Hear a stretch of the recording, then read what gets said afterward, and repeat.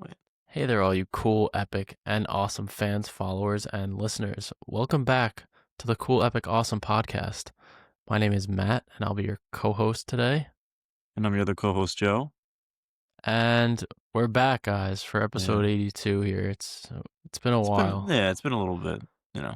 Yeah, if you guys are returning, we did one episode while Joe was away.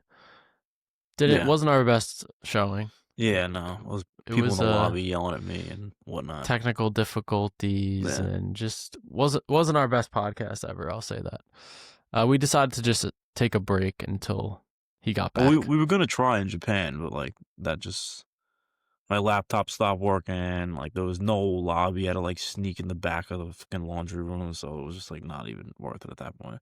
Yeah, so it's going to be a bit of a scrambled episode. We're going to talk about mainly three movies, which is Bugonia, One Battle After Another, and The Smashing Machine, which I've been excited for all three of those. And then we have like movie news for the past almost month. Yeah. For like 3 weeks, so there might be some stuff that's a little old that we never got to talk about, but yeah, it should be a good episode. I just want to apologize in advance if it's a little scrambled. Yeah. And I apologize. I don't know if you could really see on the camera. My room is a bit of a mess right now. I'm like in the process of moving out, so next episode I'll have a completely new background. This Friday, I'm moving into an apartment in Manhattan, so very excited about that. I know I've probably mentioned a couple times on here how I want to move to the city at some point, so it's finally happening. But yeah, that's crazy because now AMC Lincoln's gonna be like my go-to Yeah. That's good. theater. Yeah. You're gonna get to go All to like all the IMAX screenings there and shit. Yeah, definitely it's gonna be awesome. Yeah. But yeah, I guess before we start, why don't you talk about your trip a little? I don't know even like where you could begin with that. Yeah, I But mean, I kind of last time I left off with everybody, I was in Hong Kong, and I kind of just went all over Asia for about 6 weeks, and it was honestly a really good experience. I knew I'll never be able to do something like that again. Where I just kind of like, I don't know, I was just meeting a lot of interesting people, and just seeing like different ways of life and different culture in different areas and stuff like that. I did try to go to some movies. I was able to see these movies obviously when I was away. Um, at one point, I did go to the Sydney IMAX, which is like kind of their version of the AMC Lincoln Square.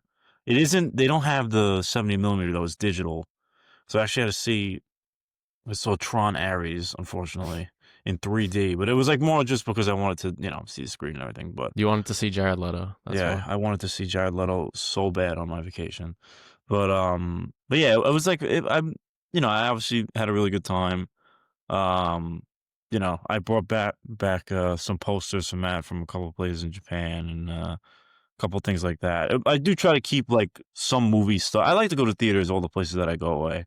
I mean, listen, when I was in like Jakarta and like there's not really much to do there. I'm not trying to like I don't know, there wasn't really movie theaters over there, but like I got to go in like Bangkok and I went in the Philippines, I went in Australia. So it was like really cool to just be able to see like I don't know, different movie theater etiquettes and like I don't know, the kind of culture surrounding it and stuff like that. Yeah, Yeah. most of those places you haven't been before, right? Yeah, yeah. The only place that I've been before on my trip was Japan.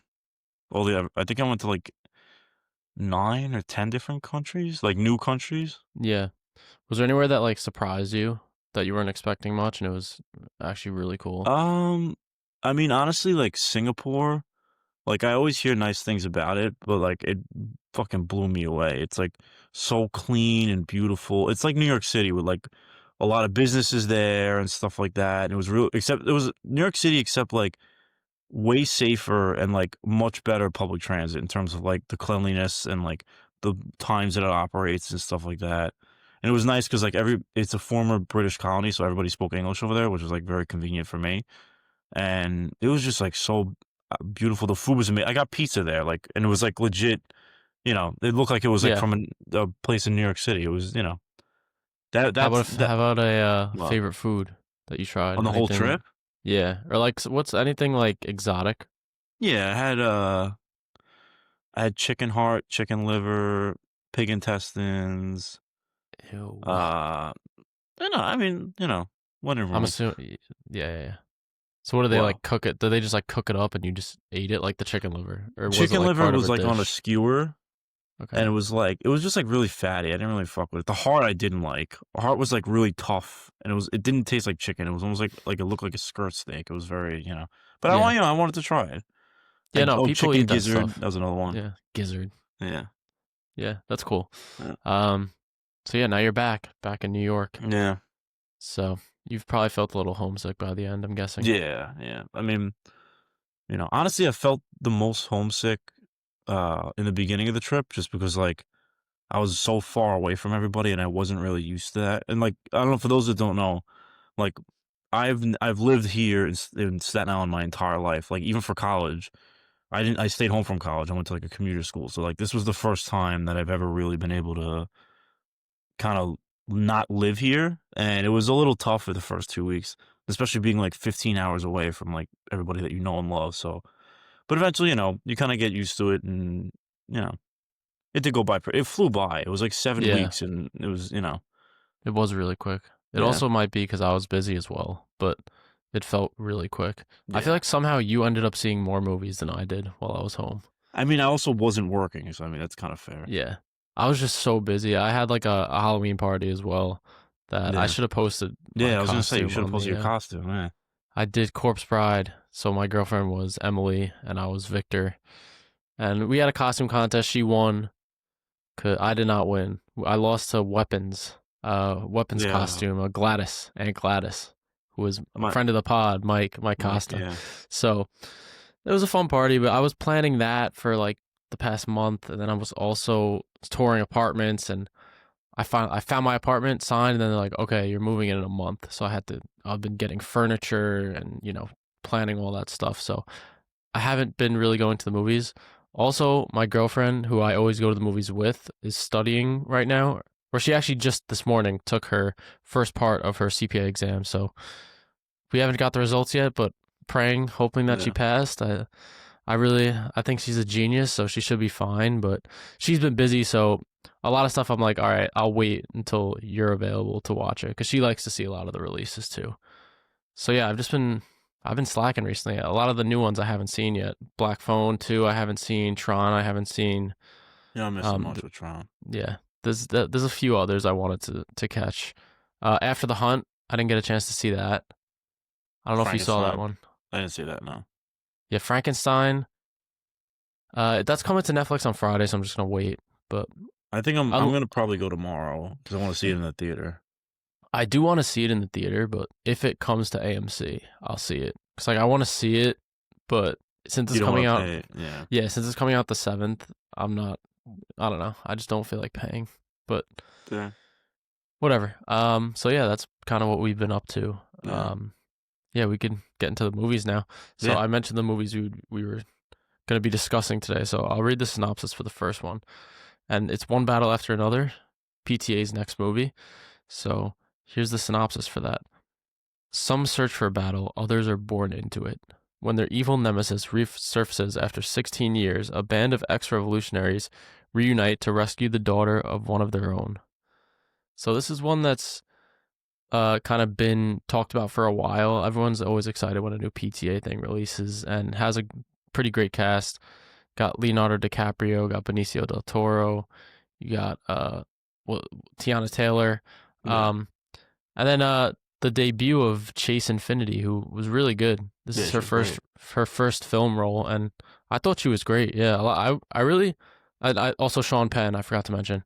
I think a lot of the performances were probably like my favorite part of this movie. Yeah. Um, but yeah, overall I liked it. I think it's really good, but not, I think it's very overhyped in my opinion. Really? Yeah, a lot of people, it's their like far and away best movie of the year. I think it has definitely over a 4 on Letterboxd and close to 100% on Rotten Tomatoes. Yeah. I think it's just a little bit overrated. I don't know what you thought. I mean, I don't think it's the best movie of the year, but it's not far off from it in my opinion. And I did enjoy a little more of like in the beginning of the movie when it shows what do they call the French 77?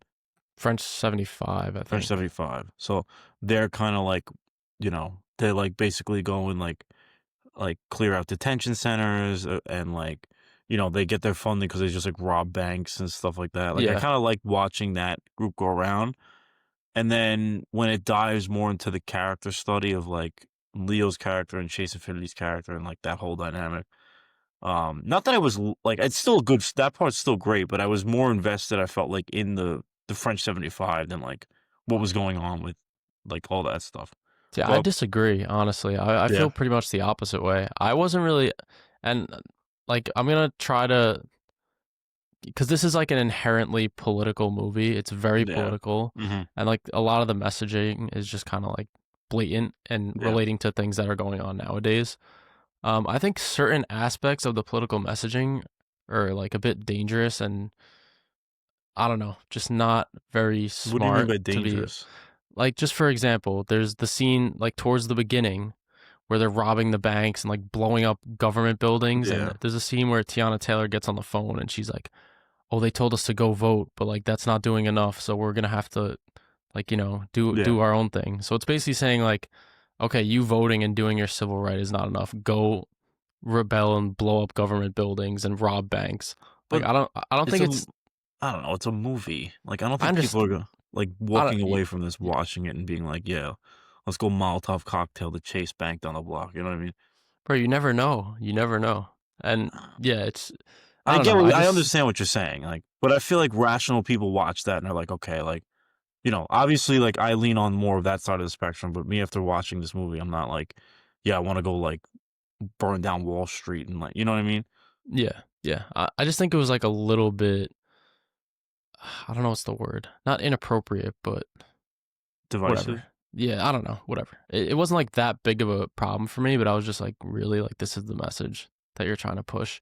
And also, Tiana Taylor, who is I forget her character's name, but she's like not a good person at all. But yeah, she's like an She asshole. cheats Yeah, on Leo. She's like very violent and just very kind she of like abandons them. abandons the daughter. Hmm And then at the end, like I'll get into it later, but just the way that they take Chase Infinity's character and what she does, it doesn't make sense to me. Because like, why would she want to continue in the path of that person who's shown in the movie to be a horrible person? Like, I don't know. I'm like getting all over the place here. I Yeah, also yeah. just keep in mind we haven't watched this movie in like 2 or 3 weeks. Yeah, it's been a little Just bit. just because we're I think I like watched it already like before we recorded the last podcast maybe. Oh, So really? it's been a Oh, so while. I But saw. Yeah, yeah, I just kind of like and this is established at the beginning. So Tiana Taylor's character, like why does she cheat on Leo? Like what is her deal with Sean Penn's character? I Like is think she she's just like actually a. attracted to him or is it like I some think she's kind just of like a power thing. she seems like she's yeah, it could be a power thing. Because like remember like That what then they go to the hotel like she's like has the gun pulled on him like in the yeah. bedroom and shit. Yeah. She seems like she's just addicted to sex or something. There's scenes with Leo where they're like running away from explosions. She's like, "Come on, let's just do it right now." Like, yeah, so I didn't like fully get what was going on with her character. Um, but yeah, you said you didn't really like kind of the second half when Not it that I got didn't into like it. I was more I thought it was gonna be more like I don't know, I like about like the French 77 and like how what I mean 75 and kind of like what they're actually I don't know, like obviously I didn't think they were gonna overthrow the US government, but it was kind of interesting to see like a quote unquote like American revolution against like the standing government. I know obviously uh what you call it? I know Paul Thomas Anderson mentioned the Battle of Algiers as like an influence, which like in the beginning I do see, and that's like one of my favorite movies of all time. And like that's strictly just about like kind of how they set up that movie in the beginning. Battle of Algiers is just like that for the entire like Mhm. runtime, just how people trying to like get the revolution. And like you said, where they do fucked up shit, where like they blow up a bank, like the same thing. It's kind of sorry, I'm getting a little indigested, but You're good. showing like what the cost of a revolution is, and it's like you have to do Yeah. fucked up shit, you know. There's Um, also a part where they end up killing a they security guard kill at the the security bank guard, too. yeah. So it's just like weird because like the things that they do are not right, and like I don't think it's trying to say that they're right, even though what they want to achieve may be right. The way that they Yeah. go about it isn't. So, and I'll just get into the spoiler now, but why then at the end does Chase Infinity's character be like, okay, I'm going to go off and do more Revolution stuff, when I feel like it's trying to show that her mother was not a good person and what she was doing was not good. So why does the movie end with her being like, okay, I'm going to go follow in her footsteps? Well, I took it more as her following in her dad's footsteps. Well, either or. I mean, they both weren't. Oh, I guess yeah, that could be true. I thought it Because like was her dad is the one that's really raised her, and like yeah, and they're also you're right actually because there's parts of them like a big part of the plot was her trying to be like, oh, was my mom a rat? Like trying to yeah, figure yeah. out the truth about her mother. Like I don't think that she like I didn't get the vibe that she liked her mom. Like I took it more as Yeah, like she's following in her father's footsteps. but even if that No, whole that's fair. Yeah, it's a entire fair the whole criticism. Yeah, like the whole drama of the movie and the problem of the of that they're dealing with in the movie was because Leo was part of this group. yeah, That's the whole reason why like she's getting like they're coming after her and they're coming after him and he has to hide from people. It's because of this thing that he did. So why would she just go off and do the same thing and he's like okay with it too? So maybe it's something I'm missing. I don't know. Like I definitely could be wrong. I'm not saying that I'm definitely like yeah, definitively right in having that issue. But yeah, I know you mentioned Battle of Algiers. You like that movie a lot, right? yeah. I love that movie. I know he's like watching it at one point, Yeah, Leo. he's on the And couch. the movie was originally called The Battle of Bacton Cross. That was like a reference to that movie. But Oh, then really? they ended up changing it. Um and Oh, also this is another like random thing. At one point Joaquin Phoenix and Viggo Mortensen were in talks for roles, which presumably would be Bob Bob and for for and well, Joaquin Lockjaw. Phoenix would have been Bob, right? Yeah. And then Lockjaw would have been Viggo Mortensen. He would have been pretty good. Yeah, I thought Sean Penn was amazing. yeah. He was really funny, honestly. He's Him, definitely at least going to be nominated for supporting yeah. actor, I think. Him and Guillermo del Toro were like both really, Or really good in my opinion. Benicio, Benicio. I'm sorry. Yeah. I know I have Frankenstein on my mind. I keep, Do you have a favorite scene in the movie? yeah, the kind of last chase sequence with the hills. I feel like that's like the standout scene to me. I agree. Yeah, that's definitely the best scene in my opinion. Yeah. And I was reading up on the movie a little bit. Apparently, that scene was not scripted, Oh, but really? what happened was Paul Thomas Anderson was driving around that area, just doing location scouting, and he Mm. noticed like how cool it would be if there was these shots of like going up and down, where like Yeah. the camera can see and then can't see and then can see and can't see. So they ended up writing that into the movie, and I thought that was really cool because it ends up being probably the most memorable scene Yeah. in the whole thing. Did Um, you watch this in 70 millimeter or no? I'm trying to think where I saw it. I saw it in IMAX, but not 70 millimeter, Mm. just normal IMAX. I didn't get this. I'm tight because like I feel like those scenes would have been sick in the IMAX. I had to see it in a regular theater. Yeah, that's all right. I mean, it is what at least you got to see it. Yeah, So that's true. the another thing I was a little bit confused about was Lockjaw's ending. Did did like that white group, like evil The white supremacist what are they group, called? eh, The Christmas something like the Christmas Christmas Club or something? something like Again, that. yeah, sorry, we watched this like a month ago, so Yeah, it's slipping my mind. But like, did they just gas him? Like, I was that's what I confused. I assumed. don't. Yeah, So I assume that then they knew that he was the father, I guess. yeah. Well, But what did he how? say to them? He got reverse raped or something. Yeah. Oh yeah, I forgot about that. Yeah. I forgot. Yeah, he's like trying to explain it. He's like, "Oh, Explain why he has she a wanted me mixed child. for my power." And she like cuz the guy's like, "Why would she do that to you?" Yeah, Um Meanwhile, it's like the opposite. But yeah, I don't know how I felt about that. It was just kind of like a weird it's like sad moment. because Yeah, like he just like he wants to be in this thing like so bad. It's like not that like he's obviously like not a good person, but like he's obviously like he's finally gets his little office. Like he's in the what are they called? The something Christmas. This bothering me now. I'm gonna look the it up. Christmas the white Christmas. No, No, it doesn't have white. The Christmas Saviors something Christmas. Look Let it me up. see.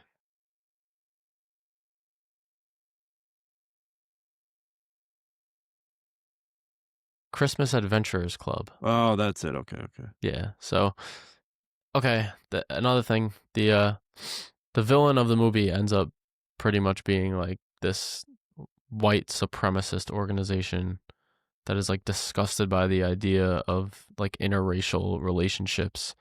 And the whole kind of story leads to the central conflict being Lockjaw has a mixed race child and he can't join the Christmas Adventurers Club if they find out that he has a mixed race child. So he's trying to hide the fact that he has a mixed race child. And that is basically like what the story comes down to by the end. So that was an interesting place to take it and sort of like veering off from that. Yeah. Revolutionary. Kinda. Yeah, like revolutionary stuff. And I honestly thought Tiana Taylor would be in it more. She wasn't really in it that much. It was mainly Leo. Yeah. He was my favorite character though. I liked Bob. Yeah. Benicio was also pretty fun. I like Benicio's. That's my favorite. What's his name? I'm sorry again, like we haven't seen this in a while, but Benicio del Toro's character's name. Is it just Sensei? Sensei Sergio St. Carlos, but he's just referred to as like Sensei the whole time. He has a lot of like memorable moments in the movie. And I love how like originally Bob doesn't really know that he's involved with any of this sort of revolutionary. Is he actually revolutionary or he's just like an ally to them? I think he is because they're hiding all those people in his like dojo and stuff. But Bob just kind of goes to him. He's like, I need your help. I need a gun, this and that. And he's like, okay, all right. And he just like goes along with everything. Yeah. So I really like that about his character and how like go with the flow he was. I like the when scene where he go ahead. Yeah. No, go ahead.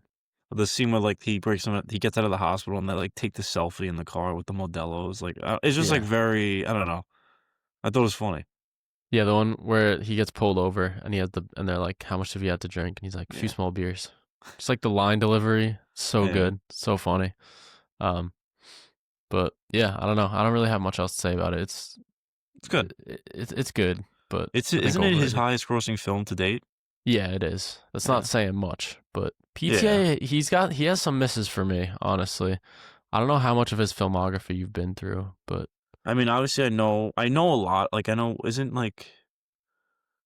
know Boogie Nights is like his first. Was he like 21 when he made that? Yeah, he was really young. That's insane. So Boogie Nights, isn't it like there's something with a fuck. I like Boogie Nights. No Boogie Nights, Full, man. But there's another. Yeah, There Will Be Blood. That's it. Yeah, There Will Be Blood. You haven't seen a lot of his. Have you seen any of his other ones or no? I don't think so. But I saw Boogie Nights like a while ago, but I don't really remember it. Magnolia, he did as well, right? Yes, he did Magnolia. He did Boogie Nights. You said I love The Master as well with Joaquin Licorice Phoenix. Pizza, right? Yeah, I wasn't the biggest fan of that one, but Cooper Hoffman's good. That was his debut. And what's his other one? Inherent Vice. It was okay, not bad, but I don't think he's. Or I don't know. I still have to watch There Will Be Blood, so I guess I can't really say. But I feel like people always like that's the one that I seem like everyone thinks is the best. Yeah, I think so. But all right, I think we could rate it if you want, unless you have anything else to say. No. So I give it a 4 stars, 8 out of 10. Like Matt said, the performances are really good on all. Like everyone's doing a great job, and my main issues are kind of like issues with the plot a little bit. Like I just kind of wish they went in different directions in terms of like focusing more on like the kind of revolutionary side of it rather than just this like personal conflict. But overall, really great movie. I think the ticket alone is worth going to see that last kind of scene with the rolling hills. So yeah. Yeah, I'm a little bit lower on it than you. I gave it a 3.5 stars, 7 out of 10. Yeah. I still think it's a great movie. I just have a lot of issues with it, and I think one thing that definitely hurt me going into the movie was these insane expectations for it. It just had like 100% Rotten Tomatoes, That's like fair. 4 point whatever on Letterboxd. People saying, "Oh, this is easily the best movie of the year. It's the best movie in however many years, whatever." And then you go in, and this is what you get: is a good movie, but it's not what I expected going in. That's maybe my own fault, but yeah, like you said, I just feel like where they ended up going with the story, I wasn't the biggest fan of. I think all the performances across the board were fantastic. We're definitely going to see a couple Oscar nominations for the performances here, and definitely deserved. But yeah, I wasn't the biggest fan of where we ended up going with these characters. So yeah. Yeah. All right. So yeah, the next movie, Joe, you want to get the synopsis for this one? Yeah. It's one that So we've been excited for a while. yeah. Well, I feel like you've been like very, very excited for this one. I know, I've been fiending for this one. Yeah. Hold on. So the next movie we're going to talk about is The Smashing Machine, an unforgettable true story of a UFC legend. The story of legendary mixed martial artist and UFC fighter Mark. That oh wow, that's the only. I thought it was gonna have like a bigger synopsis, but yeah. So it's The Smashing Machine, directed by Benny Safety, yeah. Safdie, which is based off of a documentary of the same name about this fighter Mark Kerr and his life and his career. In this story, we see The Rock kind of take on I would say his first kind of like dramatic role. I don't think he's ever really been in. I'm trying to think, like even early on in his career, he has never done anything like this. He's done dramatic before, but not anything big or nothing like transformative like Yeah, this. yeah. Definitely. Um, where he plays this kind of UFC fighter, and Emily Blunt plays opposite with him as like his girlfriend, wife, whatever. Overall, I gotta say, it was a bit of a nothing burger for me. Like it was I really pretty. liked it. It was just like the I think like the performance. The Rock is definitely. I think this is like a step in the right direction for The Rock. Like I think like he should start.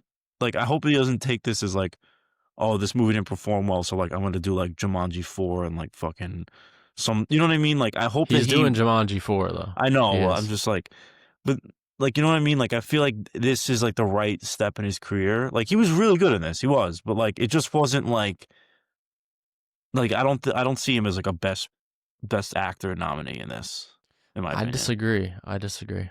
I And just you know how I feel about The no, Rock, but I know. Like I'm not he saying did it. his performance is bad. I do think he does a good performance, but like I don't know. I don't know what I was expecting. I feel like it just kind of ends weird and like I don't know. And then I Yeah. want this is kind of a nitpick, but one so in this story he gets addicted to painkillers as a part of like just him being in fights all the time. And there's a scene where he overdoses, but they don't show you like anything. It's just like his wife, like it's just like there's another scene, and then it cuts to his wife just like calling his friend on the phone, and I was like, why would they not just show him? I don't know. I thought that was like very strange that they didn't show her walking in on him overdosing, and then you know what I mean? Yeah, it seems a little bit like bits and pieces are missing at points. Like Yeah, there is some points where we could have probably used a little bit more context. Like another example, it's like, oh, he's gonna go to rehab, and then it just cuts, and he's like out of rehab right away. They don't go through that at yeah, all, and I think a lot of it is probably because it's based on this documentary, and I know a lot of the scenes were just ripped straight from the documentary, like that scene where he's talking to the lady in the waiting room. I'm yeah. pretty sure that's word for word like a conversation that's had in the documentary. Oh, And really? me Okay. not seeing the documentary, I didn't mind that at all, but I could Yeah, understand people who watched that first and then watched this would be like, okay, what was the point of this? If you're gonna yeah, shoot it documentary style, why not just watch the documentary instead of watching this? You know. yeah, Um, but yeah, when we're talking about the Smashing Machine, it really is The Rock. That's what we're talking about. yeah. And the big question is, does he pull off this role, and was he able to transform? And for me, it's yes. I think he was great. I think it's an Oscar-worthy performance, in my opinion. I don't like The Rock at all, but I will give him his flowers. He got just like the preparation for the role in general. He got Yeah, bigger than he already was. He got to a point where you're looking yeah. at He him was walk massive in the around. movie. Yeah, you're watching him walk around on on screen, and it's like it looks like it hurts to Yeah, I exist was gonna at say this like size. He's absolutely he's massive. huge. Yeah, So you know the Academy loves those body but transformations. yeah, He wore prosthetics, which took a few hours to put on him every day before they shot. He also worked with a vocal coach to sort of change his voice to be similar to Mark Kerr's.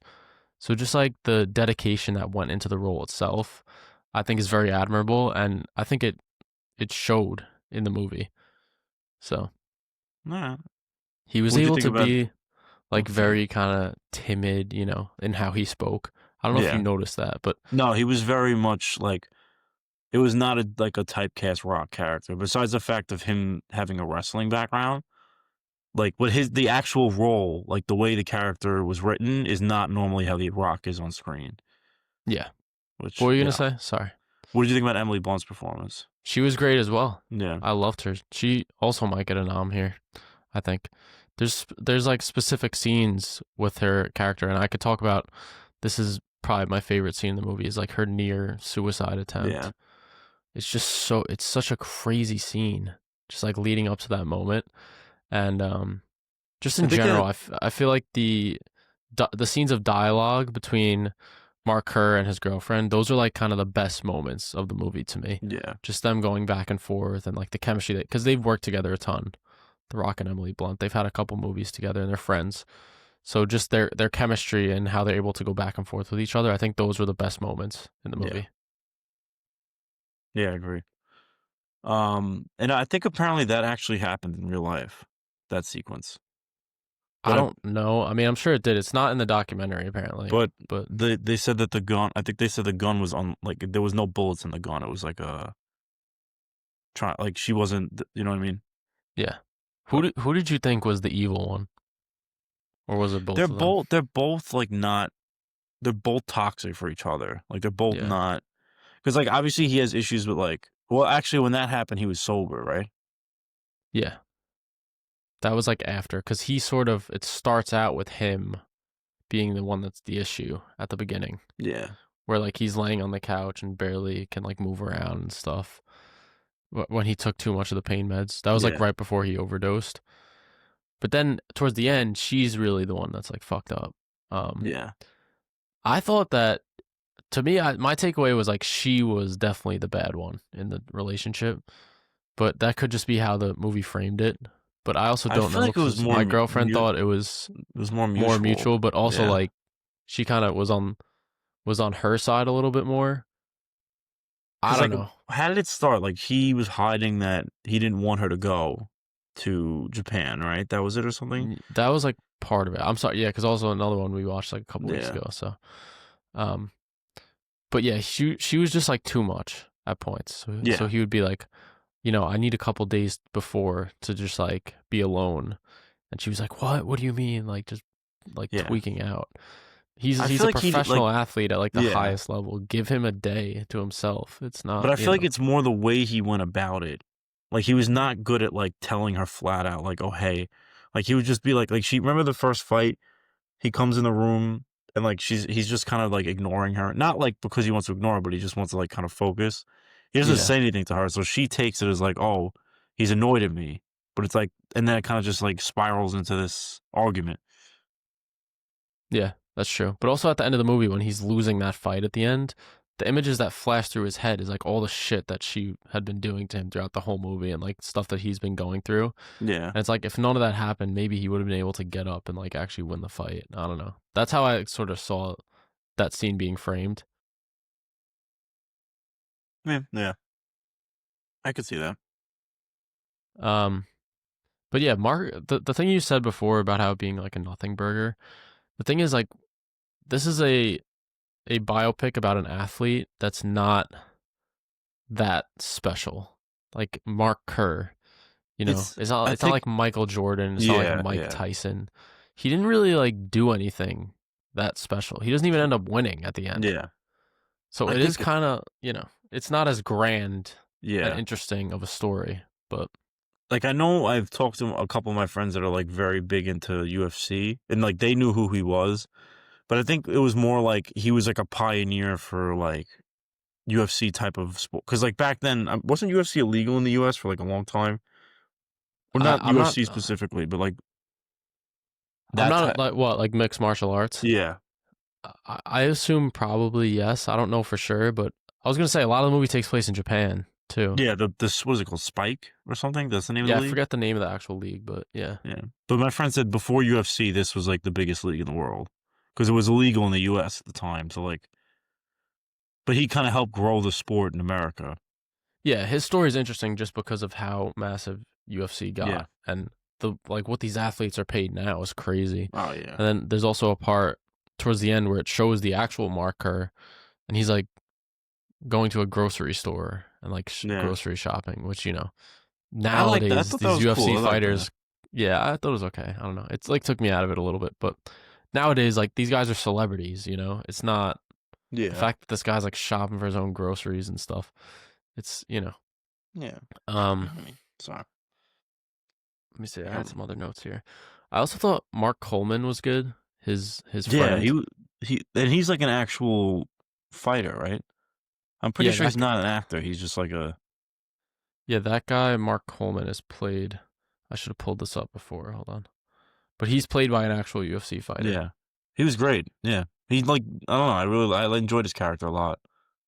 Yeah, he's played by someone named Ryan Bader, who Yeah. he was really good in the role, Yeah. but also like his character was really interesting. He has kind of like his own story going on, but Yeah. he's sort of like the different side to what Mark Kerr could have done, Yeah. because he has the family, he has a wife and kids. Mark Kerr like never wanted that. He didn't want kids. Anytime like Emily Blunt brought it up, he kind of Yeah. shut the idea down. And he's sort Yeah. of like what his life as a fighter could have been if he would have, just went about things differently. Yeah. He was really good. Also, the trainer, he was Mark Kerr's actual trainer, that guy, and he's playing really? himself in the movie, which I thought was pretty cool. Yeah. Yeah. But yeah, I know I talked about my favorite scene was like that near suicide. I don't know if you had one. That's what I mean. Like when I say nothing burger. Besides that scene, there's nothing really that stands out to me. That is like, oh, like this scene was like sick that I really remember. Like it was very much kind of the same. So I mean, the suicide scene is the one that's most memorable. Well, not suicide, but suicide attempt. And maybe like when they have that fight and he like breaks the door and then like he like kind of cries in Emily Blunt's like arms. Mm-hmm. You know what I'm talking about? Yeah. But I also like where it ends, the ending scene of he loses the fight and then he's like in the shower yeah. and he's smiling because he realizes he was able to lose a fight without like completely crashing out, which is what happened earlier in the movie. So it shows like the journey that Mark Kerr went on throughout the movie was worth it because he loses a fight and he's okay. He realizes he's okay, and that's like why he smiles. And I thought that was a really effective scene. Yeah. And it sort of like brings everything together. Yeah, that was like another plot point I forgot to mention. Like, it's when you follow him, he's never lost a professional fight, and like the movie starts picking up like right after he loses his first fight. Yeah, even though he shouldn't have really lost. Because it should have been a DQ. Yeah. Yeah, it was like the guy used illegal moves that he like smashed the back of his head or something. I don't know. He like kneed his head. Yeah. Yeah. There was one part, I forget exactly which part it is, but The Rock actually gets like punched in the face for one part that I don't know. I gotta like look that up. What, in one of Viewers, those last look fights? that up. Yeah, like he was insistent that the guy would actually punch him in the face. Damn. So he actually took I'd be like a shook hit to punch The Rock, dude. Yeah. Like one bad what's take, he gonna do? Fucking rip you in half. Yeah, at that size. Yeah. He just run away with that. I don't know if he's that fast with all that muscle in the scenes. Yeah. Yeah. What about favorite character? I mean, it has to be Mark Kerr. Who, like, It's got to be really? Mr. Kerr. Yeah. I like Mark Kerr. I like Mark Coleman as well. Yeah. Emily Blunt was great. I think it's a really good movie. I don't know. This got like kind of mixed reviews and made not a lot of money. Which honestly, if you're going for Oscar stuff, you have to at least make like some money and you have to be critical darling. So this is kind of like middling both aspects. So Oscar chances I think are pretty low, but you never know with The Rock, just because like his wealth and his power in Hollywood. He'll probably get a nomination. Honestly, he could do a decent campaign. Deep of a field this year. Yeah, I think he could definitely get a nomination. Hopefully, we'll see. Yeah, but yeah, you want to rate it? I go first for this one. Oh, you go first. Actually, I'm curious what you rated it on. So, Smashing Machine, I gave 4 stars, 8 out of 10. This one really surprised me, and I've always hated on The Rock, but he actually did his thing. He actually cooked. And in my opinion, Oscar-worthy performance. I think that him as Mark Kerr was just very interesting character, very interesting story. And, Yeah, it was good. I don't know. I know it's getting hated on a bit, but I really enjoyed it. Yeah. Okay. So I was obviously a little bit lower than that. I gave it a 3 out of 5, so 6 out of 10. Again, performance is really good. This is like probably The Rock's best role, maybe besides like his Black thing in Adam. no like that. He's actually pretty good in that show Ballers. If you watch that, where he plays like the sports agent. No, I've never seen it. I've heard Uh, good things though. but yeah, actually, like now that I'm saying that, I forgot he was anyway. But yeah, I don't know. There was nothing really that like I get the story was kind of was somewhat compelling, but nothing really. I don't know. It felt very like mid to me, in my opinion. But yeah, That's fair. Wait, what'd you give it again? Sorry, I don't know if three, you said. 3 out of 5, Oh, 6 out of 10. damn, damn, What you call it? damn. But now, just before we move on, the other Safdie brother has another sports biopic coming out, which honestly, in my opinion, looks like 10 times better than this. I've been hearing great buzz about that. I know Yeah, someone who saw it. yeah. One of the Willowbrook Oh, really? actors saw What'd they it. say? Best movie of the year, apparently. Yeah, I've So heard it's like a Wolf of Wall Street style, where like it's like a biopic, but like it's dramatized a lot. yeah, yeah. It's So supposed to be really, really good. So we'll see. Timmy's coming for the Oscar. Yep. All right, let's move on to the third movie. Yeah, So yeah, again, we're still getting back in the flow of things. So sorry if yeah. it's a little like all over the place with the episode, but Well, do you want to do the? This is the last movie. Do you want to do the news first? um, I feel no, like let's just get normally. it.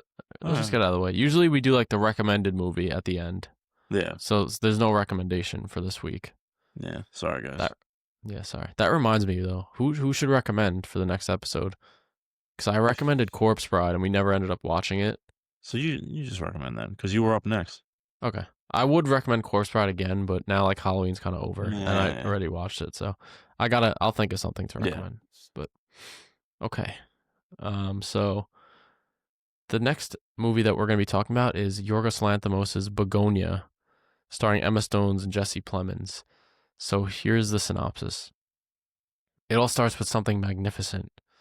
Two conspiracy-obsessed young men kidnap the high-powered CEO of a major company, convinced that she's an alien intent on destroying planet Earth. So Begonia is actually a remake or a retelling of a Korean film called Save the Green Planet. I believe that's the name. It's definitely yeah. I'm something just along double those checking. lines. Yeah, Save the Green Planet. So where it follows these two people who kidnap a CEO and basically think that the CEO is an alien and try to prove it. So yeah, it's typical Yorgos. That I think it's a little bit more of an accessible film compared to his others. Like it's definitely not a Poor Things kind of level of No. like Poor Things is like that is 100% Yorgos. Like that is him just Yeah, on the yeah, screen. Where this has bits and pieces of that, especially in the third act, but it's definitely an accessible movie in in the vein of kind of like a just like a kidnapping thriller, you know. yeah, yeah. So I think it was really good. I think to me this is my favorite movie of the year. I Yeah, it was really very really good. liked it. Yeah. Um so yeah, what did you think of it? You liked it a lot? No, I thought it was really good too. I enjoyed it, um, and I like that it was it's mostly just 3 or 4 characters in the movie. There's not a lot of like, I don't know, uh, like it's not a huge cast. Obviously, the people in it are amazing, but I don't know. I just because it's like an interesting story of like you see, like obviously they use the analogy of the bees, but like this person working for a company that like doesn't really give a fuck about them, and you have this like high powered CEO, and it's like doesn't really give a fuck about the workers and stuff like that. And it's like an interesting dynamic, but it's also like the guy's batshit insane with all like the fucking things he's saying and whatnot. Yeah. And I don't know, like I don't want to go full into spoilers, but like I like that it covers a lot. There's obviously this themes like corporate greed, also environmentalism, and like it's like a lot more complex than I thought. Yeah. There's like And, multiple kind of intertwining yeah, subplots that connect Jesse Plemons' character more to Emma Stone's character than it yeah, just being like a random worker. There are yeah, things that she's done that kind of directly impacted his life, yeah, which I guess maybe that has something to do with like healthcare a little bit. yeah. I mean, well, to go, I mean, I guess we'll explain it. So, the connection between Jesse Plum, obviously he works for her company, but It seems to it's be like an Amazon yeah, it's some type type thing. So of yeah. major, yeah. It's revealed that Jesse Plemons' character's mom died while on a clinical trial for this company that was making a medication. And due to the results of that, like, obviously they got paid out for it, but like his mother died. So it's like, and you could tell it's like, I don't know, they had these kind of like, I wouldn't call them dream sequences, but like kind of, they weren't in reality. That's what I took it as. Where like, she has like her board of whatever CEOs or something, just like kind of apologizing to him, and like you could kind of tell that he's just not having any of it in these scenes, and like, Yeah. you know, I was Yeah. actually gonna ask you. Oh, sorry, continue. What? Go ahead. Ask me what. Um, Actually, wait, I kind of. So I'm assuming the scene with her, the first like black and white scene with the mom with all the needles, is like Mhm. supposed to represent like her drug addiction. Maybe I was confused by those scenes. Honestly, I kind of Because just like looked right.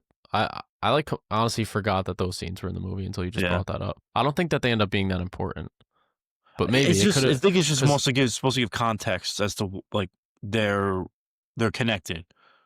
yeah, But it says like, because in that conversation, it said that like she was on a drug for opioid addiction. It was supposed to help against opioid addiction. So I'm assuming that's what the needles meant. Were like yeah, some. that would make sense. I think. Yeah, but this movie, I feel like it kind of always had you guessing. Like Yeah, you're never really 100% sure of what exactly is going on at any moment. yeah, Like, and I like how all of the characters are kind of morally gray, and you kind of, I mean, obviously, like Jesse Plemons is pretty extreme in what he does, but yeah. you sort of understand You empathize with him a each, little bit. yeah, you understand each character's point of view and like why they're doing what they're doing, and I think that leads to a very compelling story because Yeah. when you were watching it, who were you rooting for? Honestly, Jesse Plemons' character. Yeah, Yeah, exactly. Even though Emma he's a Stone's fucking character didn't really do anything wrong, she gets kidnapped and like drugged. yeah, But somehow you find yourself rooting for Jesse Plemons' character. yeah. And also shout out to his what was it, his cousin, Don? Oh yeah, I was gonna. He was He was great. great. Yeah. So I got to see this like 2 weeks early and I went to a Q&A Was he there? screening. That guy wasn't there, but it was Yorgos, Emma, and Jesse Plemons. So all Mm-hmm. three of them were there. And the moderator asked them about him, and he is um he has like a mental handicap, mental disability, the Yeah. actual actor, Yeah. and they just Yeah. kind of like just found him and just hired him. He's never been in another movie before, Yeah. and I like. Yeah. he was great. I loved him. Yeah. He No, was really funny. you really empathize with him too, especially like, it's kind of funny because like you can tell that he has like something wrong with him in the movie, and he's supposed to be kind of the voice of reason to Jesse Plemons' character about certain things going on, like the scene where like he like does all the electric shock on her, Yeah, and like he's like the most human character in a way. yeah. He's clearly getting taken advantage of, and Yeah, yeah, an accomplice to all this, but he doesn't fully like believe it himself. yeah, And there's the scene like right at the beginning of the third act where Emma Stone gets left alone with him, and it's sort of like this her being able to convince him like I'm not an alien, I'm not an alien. yeah, And then it leads to this crazy, which we can just get yeah, into spoilers, yeah. but it leads to this crazy scene where I did not expect that to Neither did happen I. at Yeah, all. But she's basically like um she's trying to convince him that she's not an alien, but he's like, "Oh, if you are an alien, will you take me with you?" And she's like, "Yes, I will." And then he's like, "Oh, what's the other guy say? Tell Teddy. What do you yeah. say? Tell Teddy Tell Teddy I'm something." sorry. Yeah, tell Teddy I'm I couldn't sorry. take him with me. And he's holding a shotgun and then just all of a sudden points it and shoots himself in the face. And it was like, holy Yeah, shit. me I and was my not girlfriend both expecting like were that. just like, what the like. It was just so. It gave me very like Killing of the Sacred Deer vibes for some reason. Yeah, it's definitely more similar to that than something Yeah, like Poor Things. But once that happens, I feel like a switch gets turned in the movie where yeah, after that it just gets absolutely like apeshit, just yeah, yeah. insane. So Because then that simultaneously as this happens, he starts like beating the when he murders the cop. yeah. Also that cop character. Yeah, What was the deal with that? Because it's like I think it's supposed to be that the cop either like I took it as like some type of he molested him or something I maybe. think so as well. Because he used to Yeah, be his babysitter, and throughout the movie he's constantly apologizing. Like, yeah, I'm so sorry for like what I did back in the day. And like Jesse yeah, Plemons is kind of like, oh, it's fine, don't mention it, like whatever, it's fine. And he keeps like bringing up how he has this guilt for doing something while he was babysitting him. Towards the end, I think it is. I don't remember what exactly is said, but I think it's revealed that it is some type of like sexual assault thing. because at first like I assumed like maybe he was like a bully or something, but then he said when he comes in for like coffee and stuff like that. Yeah, He's like, "Oh, like, I've never done that to any other boys, like, it was 20 yeah, years ago." So I was like, "Okay." And I think it's just supposed to add to more of the, context that, like, Jesse Plemons' character obviously has a lot of trauma in his life, and that's what kinda leads him yeah. down this rabbit hole of, hmm Yeah, and but also it was interesting how his character was like he wants to get revenge on the CEO. Like he's not just trying to kill her. Like, how does his mind go to okay, she's an alien, and then like trying to kidnap her and I get think it's information out more of her? like for him, it's his way of rationalize going after her. It's like, "Oh, I'm doing this for society. I'm doing this for everyone." And that's Yeah, kinda his, like, justification for why. But obviously, it's not just like, yeah. but, I think Emma Stone though was the standout. yeah. Oh my She god. was amazing.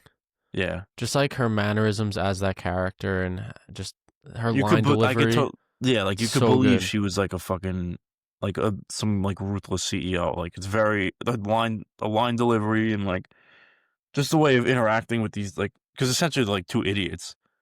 Yeah. But, You think she's gonna get another Oscar? I don't know I who's really competing her with well, her this year. apparently, the that Hamlet movie, Hamnet. Hamnet, which the trailer looked, like, very, very good, honestly. Yeah. That was it Jesse Buckley? Yeah. Yeah. Which is Is also the she? bride too, right? Yeah.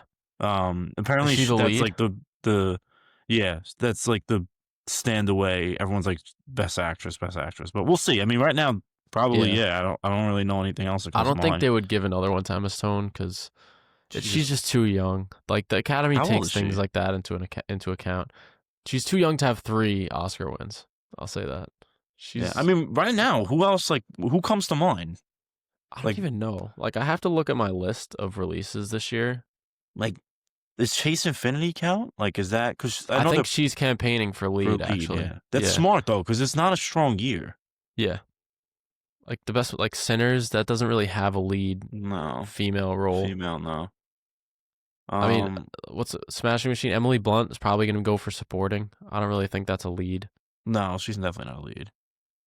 Who else really is there? I mean, I gotta look I at my genuinely don't know. I'm looking at my list of movies yeah and word. Let me see. there's just not really much. I'm sure there's going to be more stuff that comes out.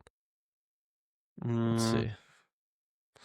Yeah, Hamnet, Wicked, maybe yeah, Cynthia that's the same. Erivo, Maybe Jennifer yeah. Lawrence, Die My Love, maybe. Oh yeah, that's another. That didn't that come out this week too. Yeah, Yeah. Sentimental Value. I don't know if you know anything about that. Is That's the one isn't that that's like It's directed by the person who made Worst Person in the World. isn't it like this woman's mom dies and the dad randomly shows up or something like that? I'm not 100% sure what it's about. I just know Stellan Skarsgård's in it, Yeah, that's I think that's what it is. and it's Renee Rainsby. Uh, she was great in Worst Person in the World. She also plays like the wife in A Different Man. Okay. She's great. I heard some buzz about her performance as well. I'm actually seeing that movie this Sunday for a Q&A with her and I think Stellan, the director, maybe. No word. So that'll be Nice. interesting. That'll be fun. Yeah. Um, but yeah, I feel like Emma Stone is, at least in my eyes, she's pretty easily the best performance of the year so far. Yeah. It's just like such a weak year in that category for some reason. Yeah. I'm like trying to. There's no really main. Like I'm trying to think of good female led movies this year, and there's not a lot that are coming to mind.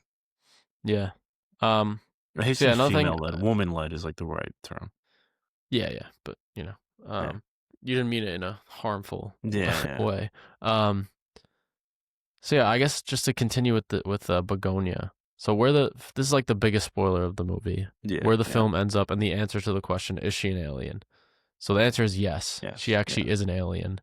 And the final sequence is her going up to her spaceship and basically saying, yeah, like pull the plug on Earth, and they just yeah. kill everyone on the planet. Were you expecting that reveal or no? I so like when she goes in that room and like sees all the dead bodies and like I was like, okay, either he's caught other aliens before and she could tell from like the bodies, or she just went on the internet and looked up his like whatever he's very into and like learned about it and just is acting for him. Yeah, But because then she I comes was like, out and she's like, "Oh, how many did you kill? How yeah, many?"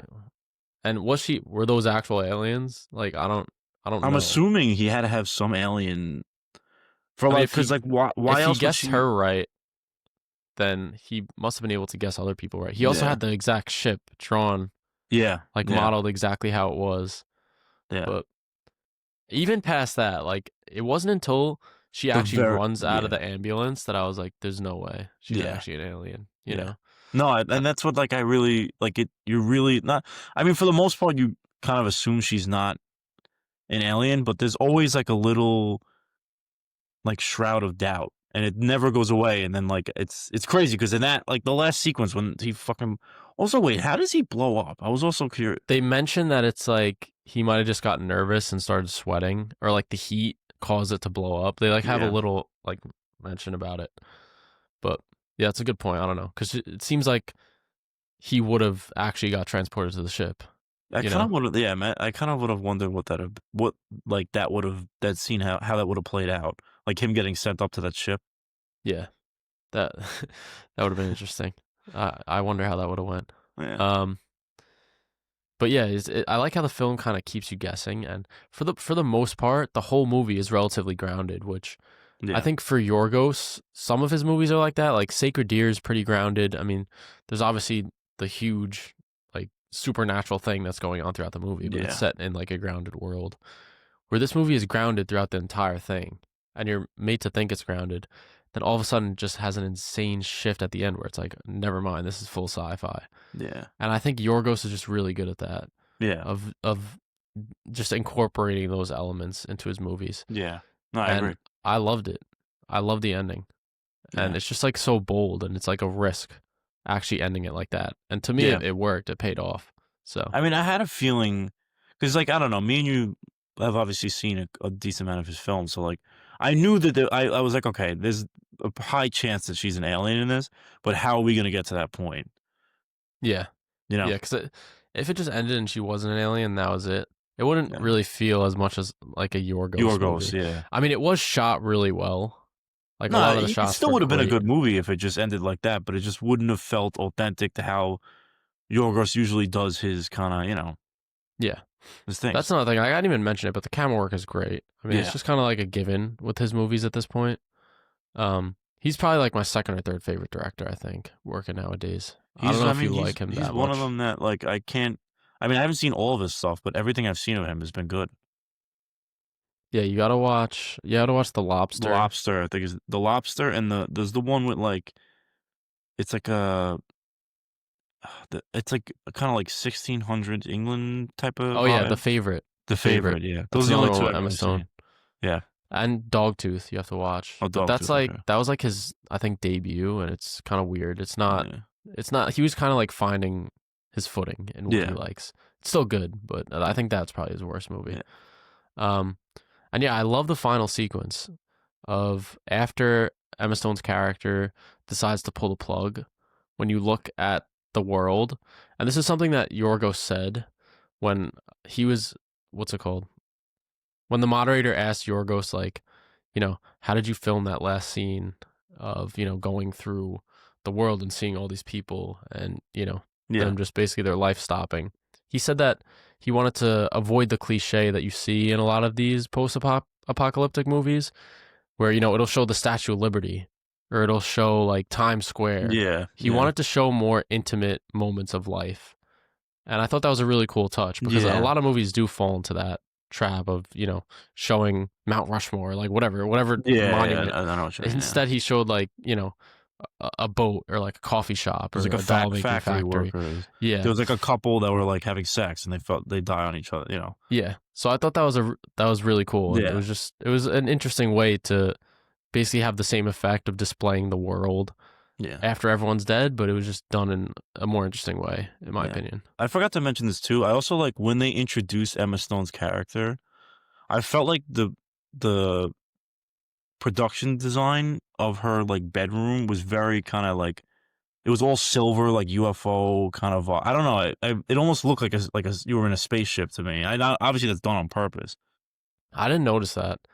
And honestly, this is one that I feel like would do well on a rewatch too, because now that you know Yeah, the answer, you probably could pick up on pick little up little things. things. Yeah, The only negative about the movie is I walk away and I'm like, okay, that was really fun. It was exciting. It was interesting. But like, what is the story trying to say at the end of the day? I I don't think. fully get it, Yeah, which I don't think is a bad thing. It's okay to not no, understand yeah, something it's and just still like like it's like it. a fun popcorn flick. I But mean, like no, it's I not. wouldn't say that, but like, it's okay to It's not deeper than that. understand. Yeah, it's okay to Yeah, not understand something and still enjoy it. But I just don't get like what is it trying to say? yeah.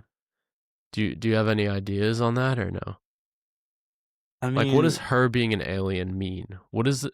It's saying, okay, this big tech CEO is an alien. What does that mean for our world, for real life? What is that trying to say? that like I don't know that like these CEOs like really control everything essentially. I don't like. That's the thing. Like, I just don't get it. You know. Yeah. Um, Did they ask like what were some of the questions when you went to the Q&A? Like what did they ask about? it wasn't anything too crazy. They asked Emma Stone who chose the Chappell Roan song that they used in the movie. She Mhm. said she chose it. Then they asked about the guy who played Don. What was he Yeah. like? Then they asked Jesse Plemons about, they're saying like it was a pretty physical performance and what he had to do. Did he have any like specific thing on Yeah, it set looks that like he he thought lost like was mad like, weight in it. yeah. I mean, I think in general he's just lost a lot of weight. I don't think it was like for this movie or anything. But Oh, and yeah, they asked Yorgos about the ending and how he filmed that scene with like all the dead people and stuff. There wasn't yeah. anything really about what it all meant, you Yeah. know. The moderator started off with like a really bad question to Emma Stone. What do you say? He was like, "What draws you to these political movies?" And she was like, I I don't don't really know." think it's inherently Like, political the movie. I mean, it kind of is, but like, it's just, what do you want her to say? Yeah, Like, like I it's don't like such a bad question, yeah. and she kind of was like taken aback by it a little. I feel Um, like that's a lot of movie journalism sucks now. yeah, that's why I've we got to get noticed us that. interviewing Yeah, I know. these I was like, people. bro, I watched some of these interviews of like the press circuits for like all these movies, and they asked them about like TikTok trends and like all this Or yeah, weird like that shit. guy that asked Chase Infinity, he's like, "Oh, how did it feel to call Leonardo DiCaprio daddy?" Yeah, like Like, what the bro, fuck are we? like, Yeah, why would you ask that question? Like, what is wrong with you? And I saw, and then the next movie that came out, he was like interviewing someone else, and it's like, bruh, like, what? why do people like this have a platform?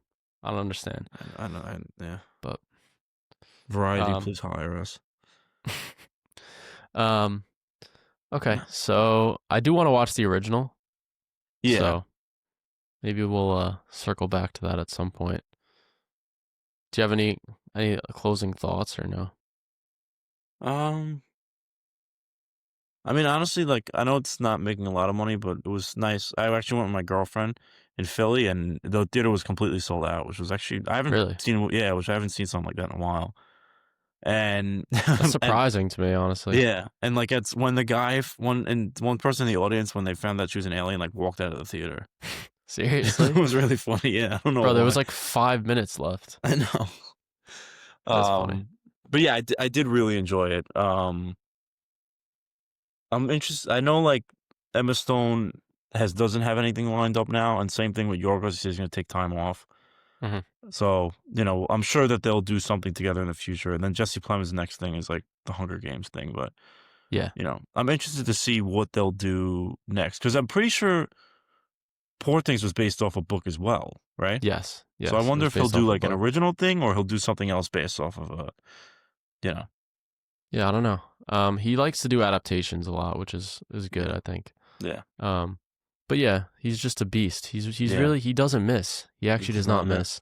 I know Him Poor and Things wasn't for everyone, but that was one of my favorite movies like ever. I which love one? Poor Things. Poor Yeah, Things. no, I know, and I feel like a lot of the I don't agree with a lot of the criticisms of it. Of like, I don't know, people would talk. Didn't people say like, oh, it, like puts women down and like I don't know. They're saying it's like messed up because it's like the brain of a child that's, having sex with all these men and stuff. But that's kind of like the point is Yeah, you're put into like it's put into this body of an adult woman. yeah, It's not supposed to literally be a child, yeah. obviously. Like, No, it's yeah, but I I know. can understand that criticism, but I don't agree with that. It's also like I don't know, like it's she was able to do that, and then by the end of the movie, she's like, is she a doctor at the end? Yeah, Like, I forget I forgot what exactly exactly. But she's where like it some goes, type. but She's yeah. making her own money, and it's like she's able to like pull herself out of the tragedy of like her birth. Yeah. And I don't know. I thought it was. Yeah, just the Yeah. world it's set The in. It's like, visuals are like just yeah. like her on there's that scene on her on the boat and like the sky is just all like Yeah, it's just so unique, but yeah whatever. We're getting off topic yeah here. I guess sorry. before we get to ratings, favorite scene for you? I mean this. I mean obviously the sequence of the guy killing himself was like the most entertaining to me. But also like when he like that last sequence where they go to the office, like I don't know, I thought Yeah. that was kind of fun too.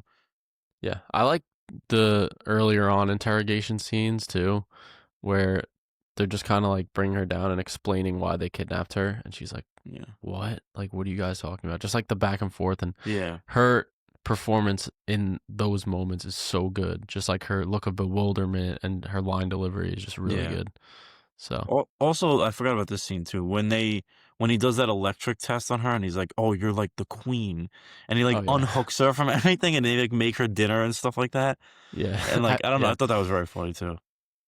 Yeah. There's a lot of humor sprinkled in. Yeah, Also, when the cop ends up coming to the house and sees like the chair locked up on the floor, and yeah. he's just like, oh yeah, my mother used to like fall out of her chair sometimes. You guys like, oh okay, that's it. He was good. Yes, That yeah, he's a his name's like comedian. Stavros something. He's a Yeah, he's comedian. like I've seen like his stand up sometimes. He's actually He's really funny. funny. He's like famously known for have dated Rachel Sennett, Yeah, you know why they which broke is up? like, and he wanted like a multiple partners or Yeah, it was something, he wanted right? to be polygamous, right? Is it Yeah, polygamy? that's I don't crazy. know. Yeah. I mean, respect to him, I guess, but like, I mean, look what you're working with, dude. I mean, like, yeah, yeah. yeah. I mean, That's the I mean, that's what shows. Just sometimes, being funny is all it sometimes, takes, man. yeah. Sometimes you don't gotta say. You don't even gotta say it. Just take a look. Yeah. But, anyways, yeah. I guess we could get to rate. Or wait, maybe I should. Our favorite character. Probably, yeah. I mean, uh, Emma Stone's cat. What's the name of the CEO? I'll pull it up. I always forget. I'm so bad with character I names. know, and I just saw this like 2 days ago too. Oh, She, no, Michelle, Michelle. Michelle Fuller. I agree. I think she was the best character in the movie. Although I think underrated character is Don. Yeah, He was Don so was yeah, good. he was He was a very good. beast. Um, but yeah, I'm like seeing a bunch of my friends are logging this on Letterboxd now, and it's still at a 4.0 after getting released to the general public. Which usually, how Yeah, these movies goes, it starts super high and then like drops off, but it's still at a 4.0 at like a week and after release. So yeah, it's pretty universally loved by the film community. yeah, But I guess we could rate it. yeah. You want to go first? Yeah, I go first. So, Bugonia, I gave a 4.5 stars and 9 out of 10. I think that the performances are fantastic. Emma Stone, especially, she's coming for that third Oscar. I think she'll get nominated. I don't know if they'll give her 3 at her age, but she was great. Yeah, Um, Yorgos, I love him. If you guys listen, you know I love him. Just the way he shoots his scenes is just incredible. And yeah, then, there's also what's it called? where the story where the story ends up going. This is the first time I think Yorgos worked with this writer. He usually has his other guy that he that screenwrites for him. cool. Yeah, Yeah, but where they took the story and like the answer to the question of the movie, what that answer is, I think is very interesting, and it's not what you'd expect. So I love that he had the balls to take the movie where he did. Yeah, and to me, it's the best movie of the year so far. So yeah. So I also gave it a 4.5 out of 5, so 9 out of 10. Again, like some amazing performances, great camera work. The story overall is like very engaging. So like I found it like pretty funny as well. Um, and then again, obviously, like it has like a very kind of Yorgos type of ending. And yeah, I mean, Matt, you summed it up pretty well. I really did enjoy it yes, it's like one of the first movies I was excited for this of this year. year. After watching it, I walked out and being like excited about it Yeah, that yeah, it was that good, you know. So yeah. Do you have all any right, movies like this year that you feel like that too? That you're like very that what do you excited to mean? watch? Oh, like excited coming up. Yeah, Definitely Frankenstein. I want to watch Frankenstein. yeah. Um, what else? Marty. Definitely Marty. I don't really know. Honestly, Avatar. That's an underrated one to Avatar throw in probably. there. Yeah, I loved Avatar too, so I'm excited for that. Um, but yeah, I'm kind of looking forward to 2026 at this point, to be yeah. honest. We got our fantasy movie draft coming up. I We know. gotta plan that. Yeah, I know. Yeah, so I'll just a little teaser for that, guys. But we're doing a fantasy movie league. So we have a whole scoring system set up. There's gonna be 5 people involved. We're gonna draft movies that are coming out in 2026, and then we're gonna get scores based on how well they do at the box office, but also what their Rotten Tomatoes score was. So we have to draft based on the quality of the film as well as how much money we think it'll make. So that should be fun. I want to Yeah, record the draft and post it so you guys can follow along and stuff. But yeah. yeah, I'm excited for I that. still gotta think of a team name. Yeah, you got to think of something. I chose the Yeah. werewolves, even though the movie Werewolf would probably be like one of the worst picks in the draft. I feel like because it comes out December 25th, so you only get like 6 days of box office. Yeah. You gotta pick like the Minions. Yeah, I'm definitely. Or honestly, I think the best pick is probably the Odyssey because it's gonna have a high Rotten Tomato score as well as make a lot of money. I feel like I don't know. I feel like Avengers. I mean, I know they're not like critically acclaimed, but usually like Rotten Tomatoes, they do decently well. Yeah. The only thing we got to figure out with that is that comes out in December. So should the box office cutoff be like January 1st, whatever it makes up until that point, or should it just be like whatever the 2026 movies make I when their feel like run it should be ends? like its theatrical run. Okay. That's fair. We'll figure So out I the guess rules a little yeah, more later on. But yeah. we'll figure it out. All right. I know there's a couple other movies we saw that maybe you want to Yeah. talk So about a little. I ended up seeing Tron, which we spoke about, which I don't know. I mean, I've watched the first one. It's like fine. I know that it was a big deal because like the visuals when it came out. I just like I don't really know why they made this movie. It's fine. It's just like I don't like Jared Leto. It's not like he's instrumental in the movie. Like it's not like his performances like blew me away, or it's like I don't know. I feel like they could have easily cast somebody else in this, and like it would have been just completely fine. I mean, the music, Nine Inch Nails music is very good. The visuals are really good as well, but like other than that, it's like really not. It's like I think you have like 2.5. You know, and then apparently Yeah. there's like it's gonna they like tease a sequel, but like obviously I don't think it's gonna be getting a sequel. It's losing a lot of money. How was And Greta Lee? fine. I mean, I don't know. It's like she's like a CEO that like her sister died, and she's like trying to find a way to like. I think it's like they're trying to find a way to they can create structures outside of the world, but like they can only stay alive for a certain amount of time. But like she figures out how to keep them alive longer. It's like about like that another company trying to take that from her, and it's just like I don't know. Yeah. What else you see? It's You saw Black Phone, right? Black Phone New 2, Black Phone. really good. I actually really like Black Phone 2. Um, it definitely has a kind of Nightmare on Elm Street vibe. They go full Freddy Krueger with um the Grabber. My only complaint about it is that I wish the Grabber was in it a little bit more. He He's in doesn't really. Fortnite though. Well, I missed him, unfortunately. No. I know. But yeah, I did really like it. And it did very well. And it made like already. You know what's crazy? The guy's name's Mason Gooding, right? That actor, No, Mason Thames. Mason Thames. He has 3 like #1 box office movies this year, but, like, most people would not even recognize him on the street. Yeah. He's pretty new. I mean, we know him because from the first Black Phone, but Yeah, he had, like, How to Train Your Dragon, he Dragon, had Regretting You, Regretting You, which I and don't even know if this. that's good. I think it's just like, Apparently, it's horrible. yeah, I I figured. think it has, like, a 6% on Rotten Tomatoes. Is he like, I'm curious what, because he hasn't really got any, like, major acting, like, you know what I mean? Like, obviously, Black Phone too, but, like, that's not, you know. Yeah. Okay, wait, hold on, I just I wanna mean, playing Hiccup in the How to Train Your Dragon is kinda like a huge role, you know? yeah, but, like, critically acclaimed, like, you know what I Oh, mean? no, no, no, he doesn't have critically acclaimed, no. I'm trying to think, like, Excuse me. But we're talking about box office here, so yeah. Yeah, honestly, he doesn't have anything really lined up next uh, to, but anything anyway. else you've watched? Um, Not a new movie, but I started watching It Follows yesterday. Oh, I like that movie. Yeah, it was pretty good. I mean, I Micah fell Monroe. asleep, but, like, I got up to when, like, she's at college, and, like, that old lady starts following her, and that's, like, the first person that she notices, like, is, like, what is it? Like, I don't, that's like a demon or whatever the It's fuck supposed to be like a sexually transmitted transmitted demon. demon, yeah. Does it Yeah. ever, like, do you actually see what the demon looks like at some point or Yeah, no? it, like, manifests, Oh, okay. kind Is of. it I cool won't looking? spoil it, but you'll have to find out. Yeah. Well, apparently they're doing a sequel called They Yeah. Follow, Yep. or They something Yeah, like they're that? doing a sequel. It's Yeah. been, like, in the works for a while. It was actually supposed to come out this year originally, but But I mean, so delayed. far I thought it was, like, really well shot, honestly. Like, there's a lot of good, like, camera work, and, like, I don't know, you know, really, like, a Yeah. unique, like, story. Because, like, I don't know, how the fuck do you even think about this? I thought, but it's a good idea, you know? Yeah, it's a good idea. And then I told Matt, obviously, I rewatched Weapons, and I rewatched the first Omen with my girlfriend. First Omen was really good, dude. I forgot, like, Yeah, yeah.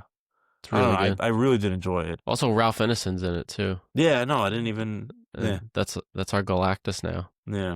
I And he's watched a in, couple, yeah, of was that what you're gonna ask? I was Anything gonna that say, I no, he's in, I was gonna say he's in Nosferatu too, as well. Yeah, he's in a lot of Robert Eggers stuff, Yeah. but, yeah, I caught up on some stuff also. I watched Megan 2.0, it was horrible. Yeah, not I good. actually hated it. It made me mad, like, how bad it was because I really liked the first one. They Like, went Terminator, but, like, they went the wrong way with it. it's just I don't know, bro.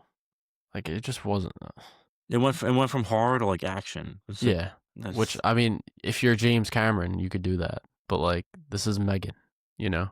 yeah. I would've liked to see her still as a villain and just keep it as horror. Just Yeah. the action was just too much. I also watched Good Boy.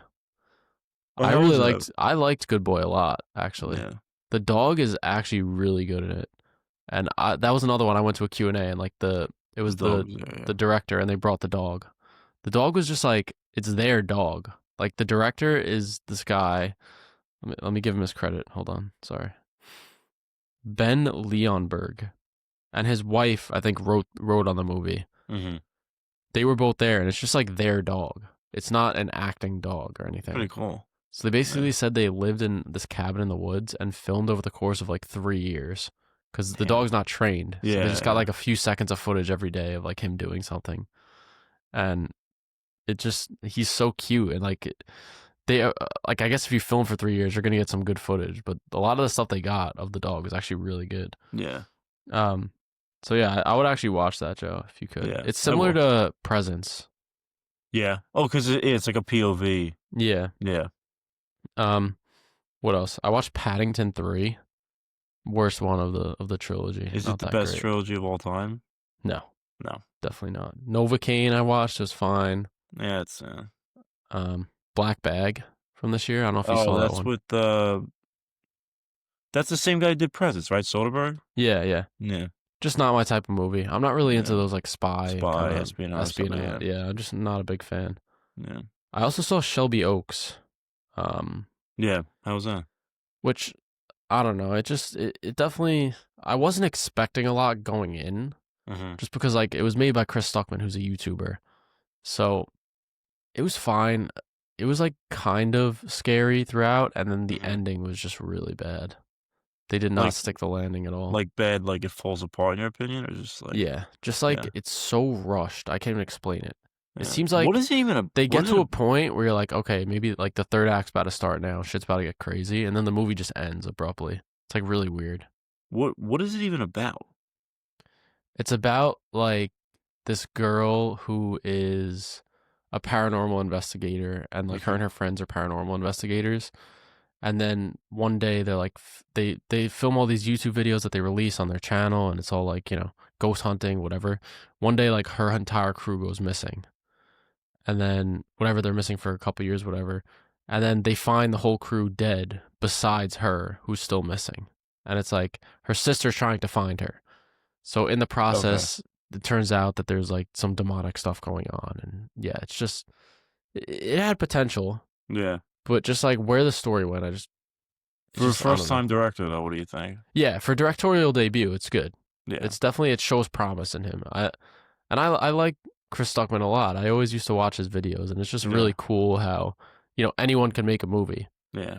I mean, he did get like $2 million from Neon, Yeah. so that Well, did take away a little bit of like the, you know, like, oh, this is a underdog story of like this YouTuber. Like he got that's like two still pretty million small. dollars That's from. small. That's small for a production though, 2 million. Sure, it's small, dude, but like movie. I'm working on a movie as well. I'm helping out with a movie. We're talking about like maybe $15,000 for a Yeah. budget, you know, and But it's like he's like, also like a YouTube like I don't know, he has like more of a but just like like the thought of having like that much amount of money. money Yeah. is insane. Yeah. So, um, but yeah, shout out Willowbrook. We'll be having some news on that soon. Yeah. I actually recently watched a unfinished cut. Pretty good stuff, Yeah, I you're gotta telling say. me. I know I I have can't to say watch too it at some much, point. but yeah, we'll definitely we'll have some stuff. We'll have some news on that soon. Yeah. Um, but yeah, what else have I watched? Let me see before We both watched the first episode of Welcome to Derry. Oh yeah, Welcome to Derry. I thought it was pretty good. Yeah, solid. Another one that's a little bit people being like, "Oh, Overhyped. this is so Yeah, insane!" Like what the they did. fucking people bounce on fucking Muschietti, man. I don't like. I really don't. I don't What do you know. Like, mean by that? you know what I mean by that. Like, I don't know. Like, I see so many DC pages being like, "This is the best fucking scary scene ever." Like, it's just like, yeah, it's a cool scene, but I don't like. I don't know.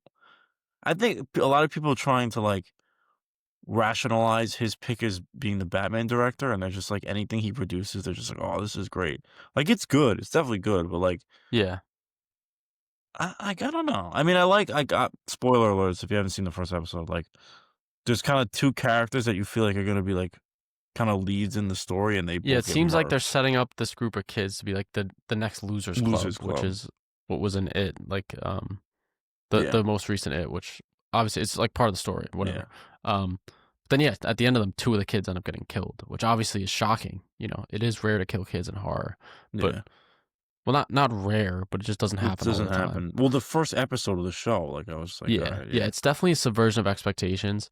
One thing I don't like is just like all the kills and like blood. It's like nothing is practical, and it's so obvious that there's like a giant CGI creature in it. I'm like, yeah, bro, you know, it is brutal, but I do prefer the practicality, which is why like go watch Terrifier 3 if you want to see brutality and children murdered. yeah, You know, but yeah, that's why people are like, oh, this is great. Like, bro, we just got Terrifier 3 where yeah, they did yeah, shit even more severe than this.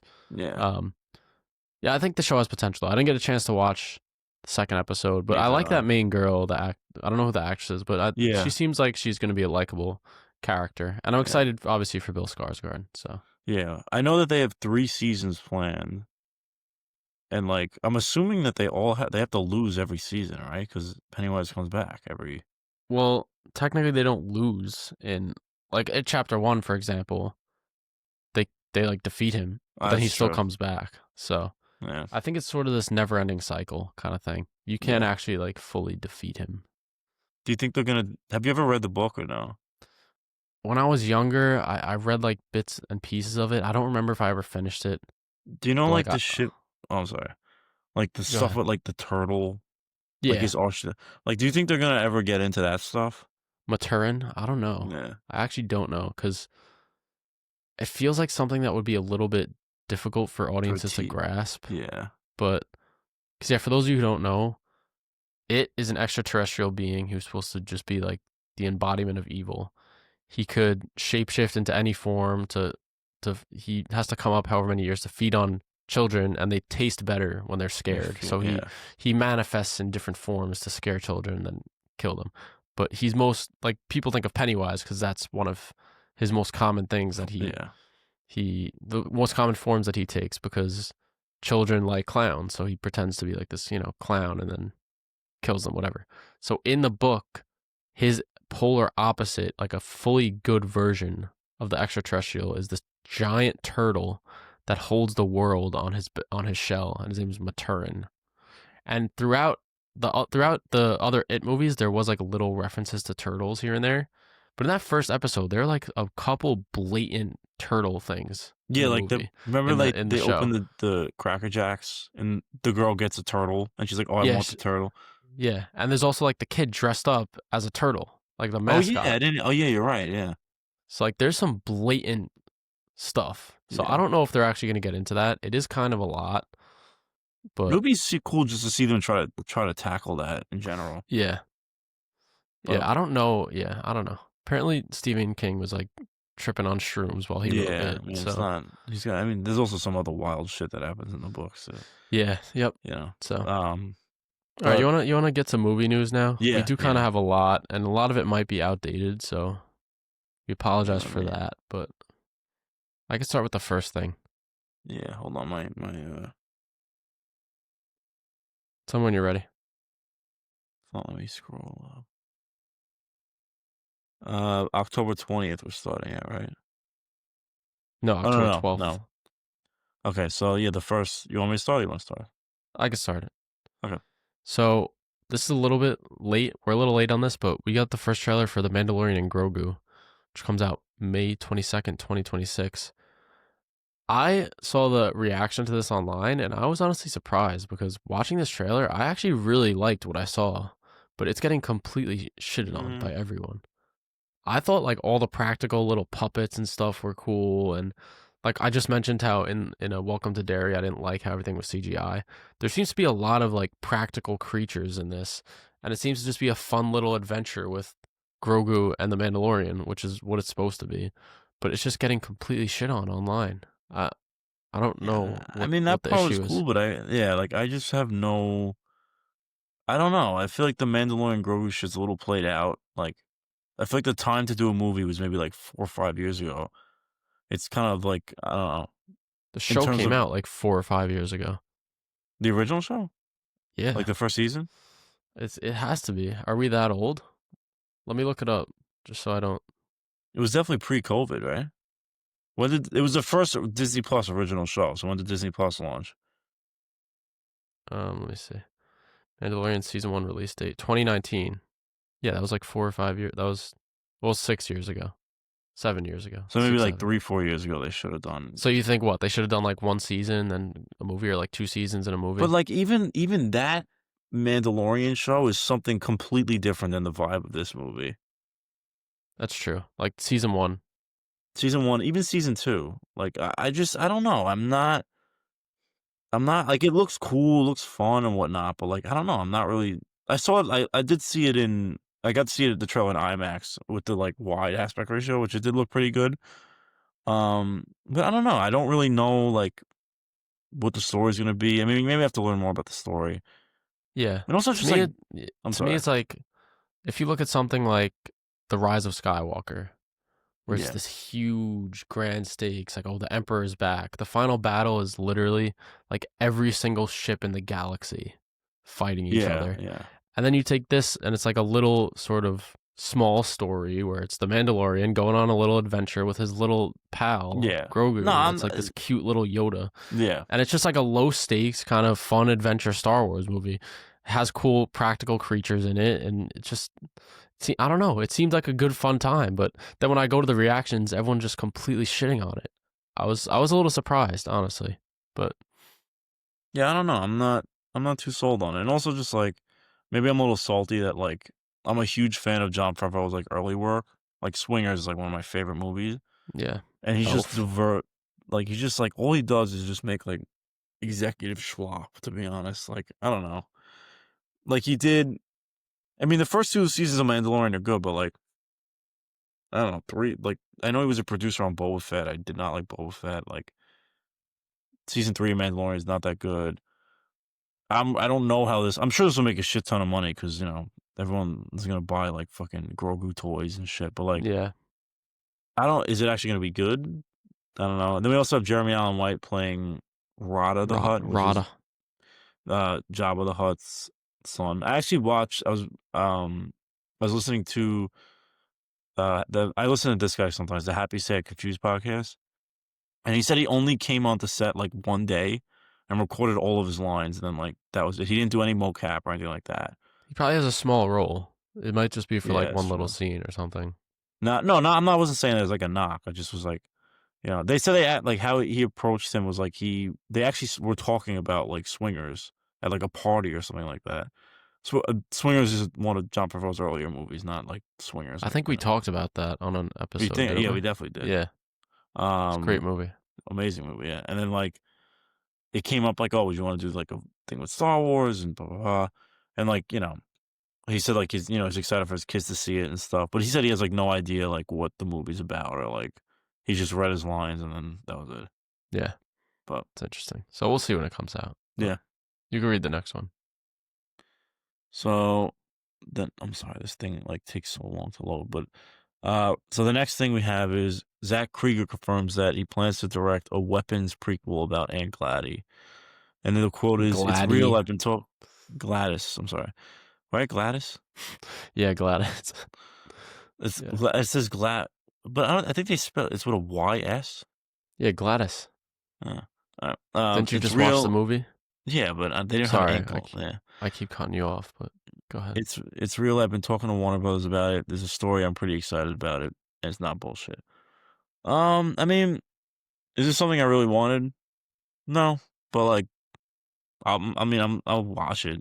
He hasn't really. I like Zach Krieger's done some really good horror stuff, and like and after I did rewatch Weapons this weekend, like there is still a lot that you don't really know about her in terms of like because I feel like it's not even established why she needs the kids. I mean, it's assumed that it's because she feeds off them. Yeah, And when I rewatched it recently also, and you could see like before she tells the boy to like go get the belongings from each of the kids, she's like really disheveled and like her hair is like stringy and Yeah. she's all fucked up. And by the end, when she jump scares Josh Brolin in the basement, she has a full head of white hair. So like it shows that she did But what recover is she like? somewhat. What is she doing to the kids that's making her? Because she's not killing them. She's like feeding off them somehow. It doesn't. It's not explicitly stated. Yes, but I don't know if this is really necessary. I feel like what they should have done is at the end of Weapons, because they did like the chapters. Yeah, A screen sort of came up that said Gladys and gave maybe like a 20, 30 brief minutes. summary of like how she ended up coming to her sister's house, like how led to that moment. Yeah. Do you think her sister's also like a witch too?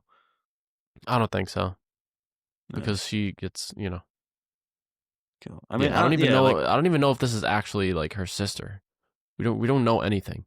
It could be someone pretending to be her sister or something. I feel like it's gonna be like a period piece set like I feel like she's gonna be super old, like 100, 200 years old or something like that. Yeah. But we'll see. Like you said, Zach Krieger. It's exciting. Yeah. So. Well, I know he's got his next thing is Resident Evil, right? Mm-hmm. With and also Austin Abrams is going to be in that. Yeah, he's really funny in that. I forgot about how funny he is. Yeah. Yeah, it's a great movie. Yeah.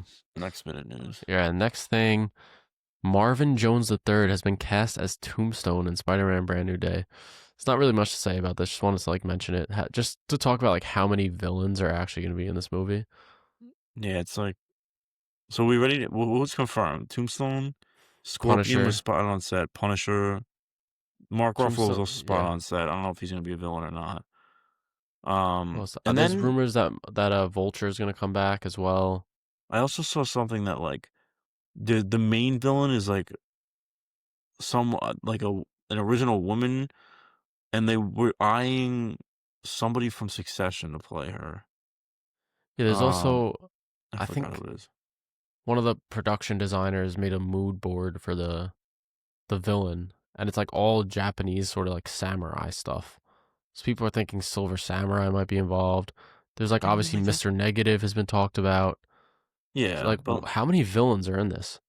I mean, I will say this: it feels like more accurate to like Spider-Man comics because like in New York City, I feel like there's not a lot of stories where like he just deals with one villain the entire Yeah, time. It's usually like multiple villains from different things. I don't, like they could like for all we know, Tombstone and Scorpion could be in the movie for like the first 15 minutes where it's a montage of him taking down different Spider-Man villains. I feel like Tombstone probably would be in that part. I don't. I think I Scorpion's gonna no, have like a decent role I probably. think the opposite. I feel like Tombstone because like Scorpion like is more for like fights and stuff like that, but Tombstone's like a crime boss. So like But I he feel has like if they want to justify that initial Spider-Man Homecoming post-credit scene with Scorpion, they're like, okay, we're finally bringing him back. If it's yeah. like, okay, we just brought him back to get in like this little sequence in the beginning, I feel like, what's the Well, I point? mean, that doesn't mean that could be the end of his character. He could always pop up in Yeah, something else. sure, that's true. I feel like Um, he's gonna be more of a main player. it's I don't possible. know. We also got like our first look at Sadie Sink. Red Not hair. really. What? She has red hair. She Has kept her red red hair. hair. She's wearing like camouflage pants with boots.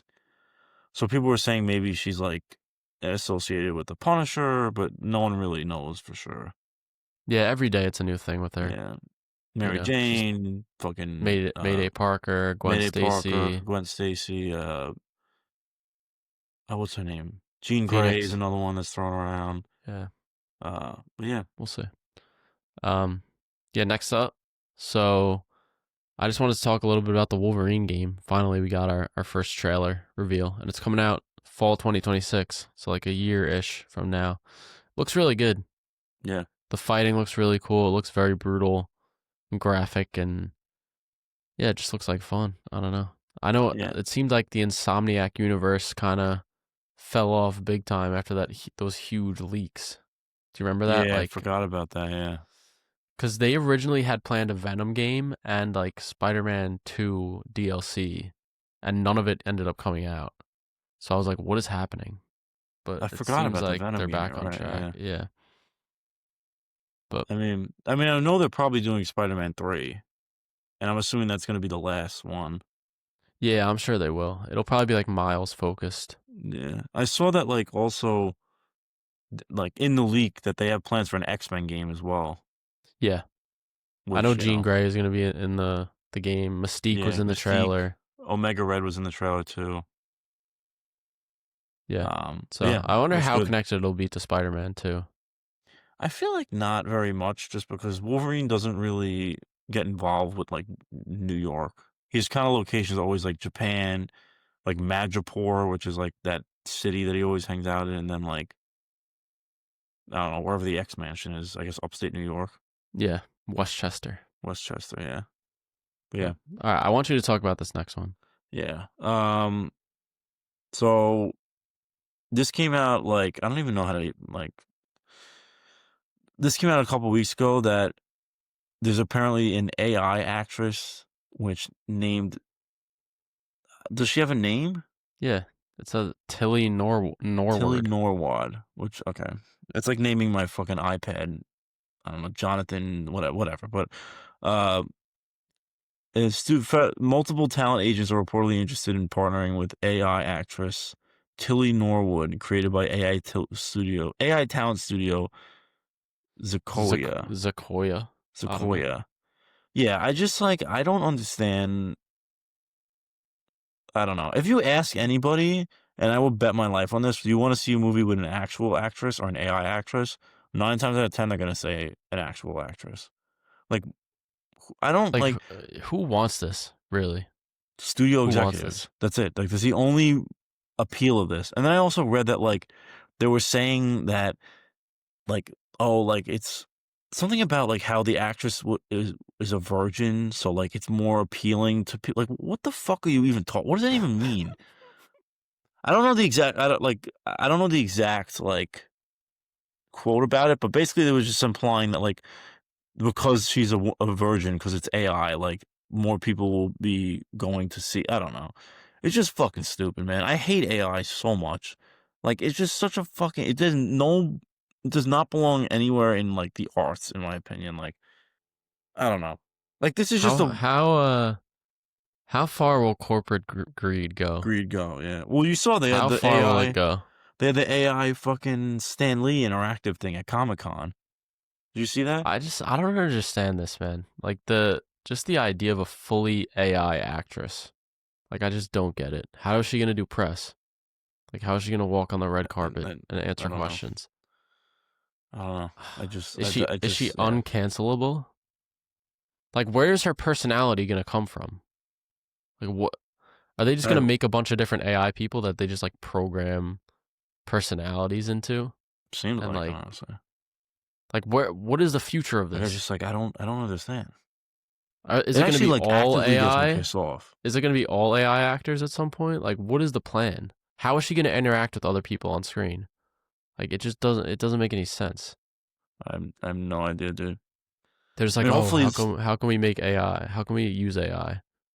Like, let's make an actress. But even like you the don't think fucking about like what comes along with that, you know? dude, not even like people that use like Sora and those memes. Like, I honestly think you have like a fucking smooth brain if you find that shit funny. I think the Sora shit is so dumb.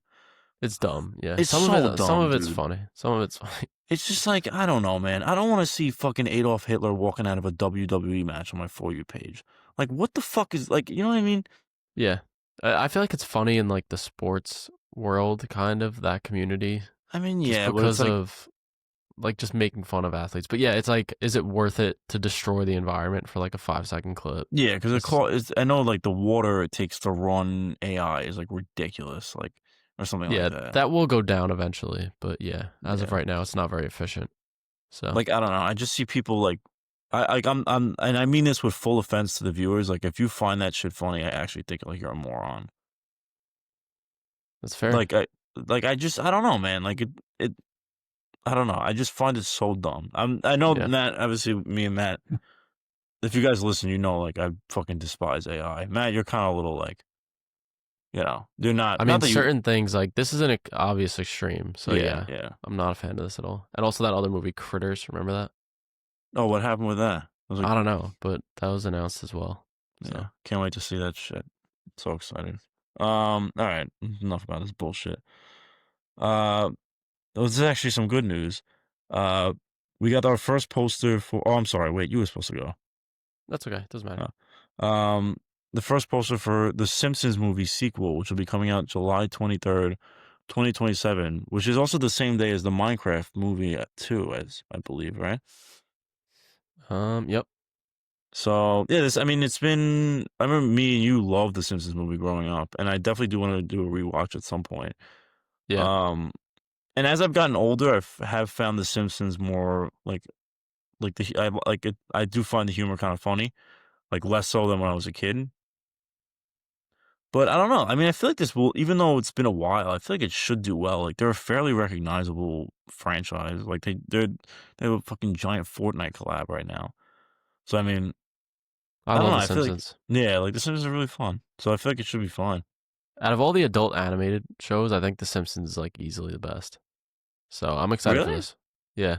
Like Why? funniest? Yeah, funniest and best. Really? Like more than Why? What do South you Park? like? Yeah, South I Park is think South stupid in Park's my very funny. opinion. It's just like they do like such easy jokes. Like there's no nuance to it at That's all. fair. Yeah. Like they literally just have Trump on as a character, and he's like having sex with the devil. Well, Like like I mean, that's like, there's no nuance to it. It's just like here it is, you know. well, like that's not like all the And episodes. Family Guy is similar. It's just like I don't know. I feel like Simpsons is the smartest written jokes, Okay, okay, that's fair.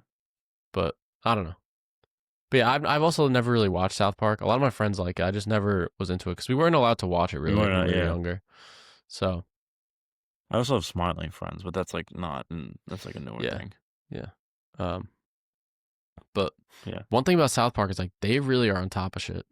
Like they're having an episode already about the White House deconstruction, whatever. Oh, like because the government's shut down, like they're just renovating fucking, Yeah, yeah. like that just happened. Like that literally I happened like 2 weeks ago, and they I was already have an watching a episode on it. I was watching a video with about the whatever, the two people that make it, and they said Paramount went to them and were like, "Yeah, we need, like, to put a trailer out for the new season," and they just deadass made up this fake plot stuff about, like, Diddy and, like, aliens and stuff, and, like, they literally just did it for the trailer, and then, like, they're not even doing any of it for the season, Yeah, which is that's kinda funny. funny. Yeah.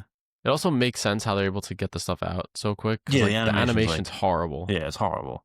but it's like part of the charm of it. Yeah, I yeah. don't fault it for that at all. You know that the creators of South Park and, Kendrick Lamar, I believe, are doing a movie together. I've heard about that. I think that That's was sup supposed to come out this year, yeah, I but think it actually got delayed to next year. It's supposed to be, like, he's dating I think he's supposed to be, like, a slave reenactor at a museum, and he finds out that his girlfriend's, like, ancestors owned slaves or something. It's something about that. that's funny. Yeah, I didn't Yeah. know that, but yeah, excited for that one. Next up, so Universal execs are not sure that they'll make the final Fast and Furious movie unless there's about 50 million in budget cuts. Despite what Vin Diesel has claimed, there's no approved script, no release date, and most of the cast don't have deals to return. This is crazy. This is actually crazy because he recently came out and was like, "Oh, for Yeah. the next one, we're going back to LA and we're bringing back what's his face? Dom, right? No, what the fuck's his name? Oh I don't man, remember, honestly. I'm blanking. But it's the person the one guy that you don't want to bring back. The one that passed away, right? Yeah, hold on. Hold on a second. Oh, Brian. Oh, Brian, okay. Yeah, Brian. So anyways, he gets on stage at this like event and he's like, "We're going back to LA. We're making it about racing and we're bringing back Brian." It's like, "Bro, the movie's not even greenlit yet. No one has deals to return. Like, what are you talking about?" There's also, like, do you remember how the last one ends off? There's like a dam that they fly down and Like, there's like a how are giant they gonna explosion. how did they go back? Like, how is it gonna go back to racing? Wasn't this pitched as, like, a two-part? Yeah, it was Fast X Part 1. And this is supposed to be Fast X Part 2. I But mean, it's I just don't think funny how like it's not well, even greenlit yet, and I he's guess on he just stage saying assumed this shit. Like I guess he, like, he's assumed one of the 'cause, like weirdest people in Hollywood, honestly. Vin what does Diesel. he do I might have to besides start hating on him more because The Rock actually had well, his haven't they beefed before? They used to beef on set? yeah, they would beef a lot. Well, The Rock came back actually. Remember, he was in the post-credit scene for Yeah, Black Fast Adam, X. like, damned him to pick up any cash crop he could. Yeah. But yeah, I don't know. It's just strange. I I mean, wonder if the movie will ever get made. probably not, honestly. How are they gonna lose 50 million? 50 million budget cuts? That's so much. Maybe don't film in, like, mad like, super crazy international locations like Rome and fucking, you know, Yeah. But but all right, you can read this next one. alright. Hold on. Sorry, there's, like, a delay with this. Um Oh, so I was right. Yeah, so, we got our first poster for the Minecraft movie sequel in theaters July 23rd, 2027, same day as The Simpsons. I mean, I don't does this give anything away? Probably not, right? I don't play, you know? No, it just kind of. I guess it's saying there's two pickaxes, so the second movie, but also like Steve and Alex, the person they teased at the Yeah. end, the second one. I Who just who wanted to talk about the fact that we're getting the sequel and it's 2027. yeah. Who do you, fan cast as what's her name? The Alex, girl? Alex, you said? Alex. Alex. Who'd you fan cast? Alex fancast. I feel like it's gotta be kind of like a badass woman. Yeah, cause Steve's kinda like a dutz, so I feel like it would make sense for Give me Melissa Barrera, Alex. Fuck it. yeah. I don't even care anymore. That's how insane my mind is. I'm trying to think of, like imagine they get, like, fucking what's her name? Who just won best oh, Mickey Madison? Mikey Madison, Alex. Mikey Madison, I'm I sorry. feel like also she's got to be tall for some reason. I don't know why. I see her as being tall. Fair. Elizabeth Debicki, Alex. Not bad pick. I mean, I Yeah. have no, for reference, I don't know anything about Alex, so I don't know if these are good or bad picks, but I'm sure they're, you know. There's nothing to know about her. It's the same Oh, it's thing just like, to okay. know There's about no like Steve. lore with Minecraft. Like, there's no like, I mean, you fight the Ender Dragon. That's the lore. no, but like the But character, like, if there is, I don't really know about it. no, okay. But yeah, I just wanted to mention that. Um, this one, another one we could just mention quickly. So it was said that Daredevil Born Again Season 2 and Spider-Man Brand New Day are connected. We don't want to spoil anything, but it's very much exists in the same world and it is important. I'm wondering, what do you think that connection is? I think it's probably Punisher, I was right? gonna say it's Fisk. He's the mayor. Yeah, but he's not gonna, as far as we know, he's not in Spider-Man. He doesn't have to be in Spider-Man for it to be connected. Like, he That's could just true. be a point of like topic in I the, feel like Punisher is gonna be the connection. That's like it's kind of the most possible. obvious thing. We're getting the Punisher special presentation. Apparently, like, there's very talented people working on that. Like an Oscar nominated like cinematographer or something shit like that. Like, Yeah. I forgot so his name, but I know who you're talking about. yeah. Yeah, sorry. I just wanted to check how long this has been going for. Hour No, 50. it's not too long. We're doing good. We're doing Yeah. good. Okay. Hold on a second. Sorry. No, you're good. Yeah, I don't know. I just wanted to mention that quickly. Yeah. This is a big one. Well, also, I don't know if you want to also mention, we got What? like a leaked trailer for Daredevil too, season 2. I didn't really watch it, honestly. The But you could biggest mention thing it. is that like Jessica Jones is revealed to be in the season. And it I seems mean, like that she's was like a pretty. announced already, but yeah. Oh, okay. Yeah. Yeah, pretty cool. Yeah, this is pretty interesting news. So Megan Fox has been cast as Toy Chica in Five Nights at Freddy 2. This is along with some other. Didn't they cast like that YouTuber Matt Pat as one of He's the? playing Toy Bonnie. Yeah. So And then the guy who voices Freddy, Glamrock Freddy in Security Breach, is voicing Toy Freddy. I don't. Okay. So like I don't know the lore too well, but do they normally speak the toy ones? The toy ones have voices because Okay. they're like, I think all of them actually do have voices at some point. Hmm. I could be wrong, but the toy ones I think are supposed to have voices. It's just funny because like in the Yeah. Five Nights at Freddy's fan base, like Toy Chica It's is like the yeah. most like sexualized animatronic. There's like insane fan art of Toy Chica, like very insane. If you What's want to that go like? down that rabbit hole, go ahead. What's that like But internet thing? It's in Rule what? Rule Rule 34. 34. Oh, that's it. Yeah. I'm not gonna explain what that is, but Yeah. You you could can just you look it could up look it up. yourselves if you want, So yeah, with Toy caution. Chica, she's like, if you're gonna goon to FNAF, you're gooning to Toy Chica, you know. So Megan Fox being cast as her, like so many people in that age demographics, like childhood crush. It's just Yeah. really funny to me. It's really They knew funny, what they and were I can, doing.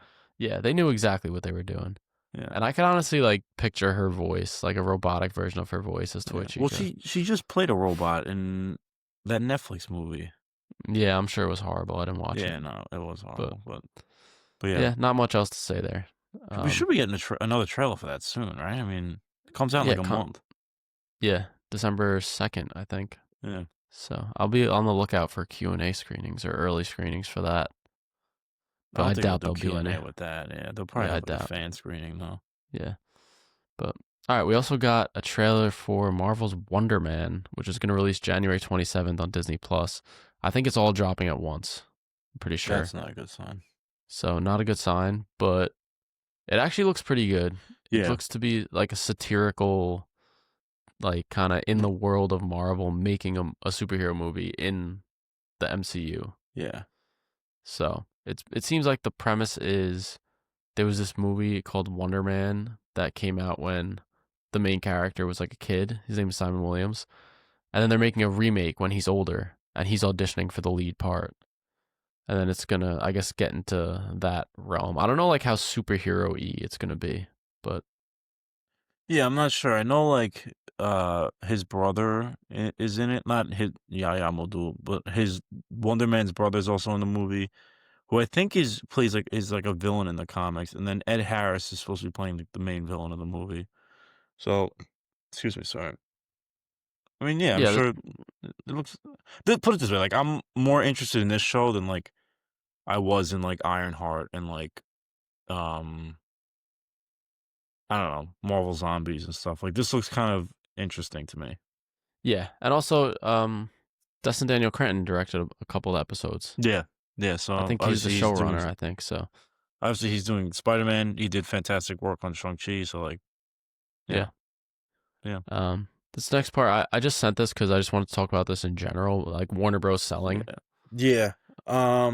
It's so I saw this too. So Warner Brothers is actively selling the company. There's rumors they may split the company in two and make like HBO and like Warner Brothers Studios one entity, and then like the TV show. I don't know what TV networks they're They on. already did. They Oh, already they split did. it into it's split into Okay. two, yeah. It's Okay. basically like all the good stuff and then like all the shit. Yeah. So, um, Um, that's just to Paramount is entice people to, come by it because you could take all the good stuff and then, yeah, because Warner Brothers has a ton of IP. Like besides DC, like they have like Harry Potter. They have all those like HBO shows like The Sopranos and Game like of Game of Thrones. Thrones and so they're very. I can understand why companies want to buy them. Um, Paramount is like the favorite to buy it.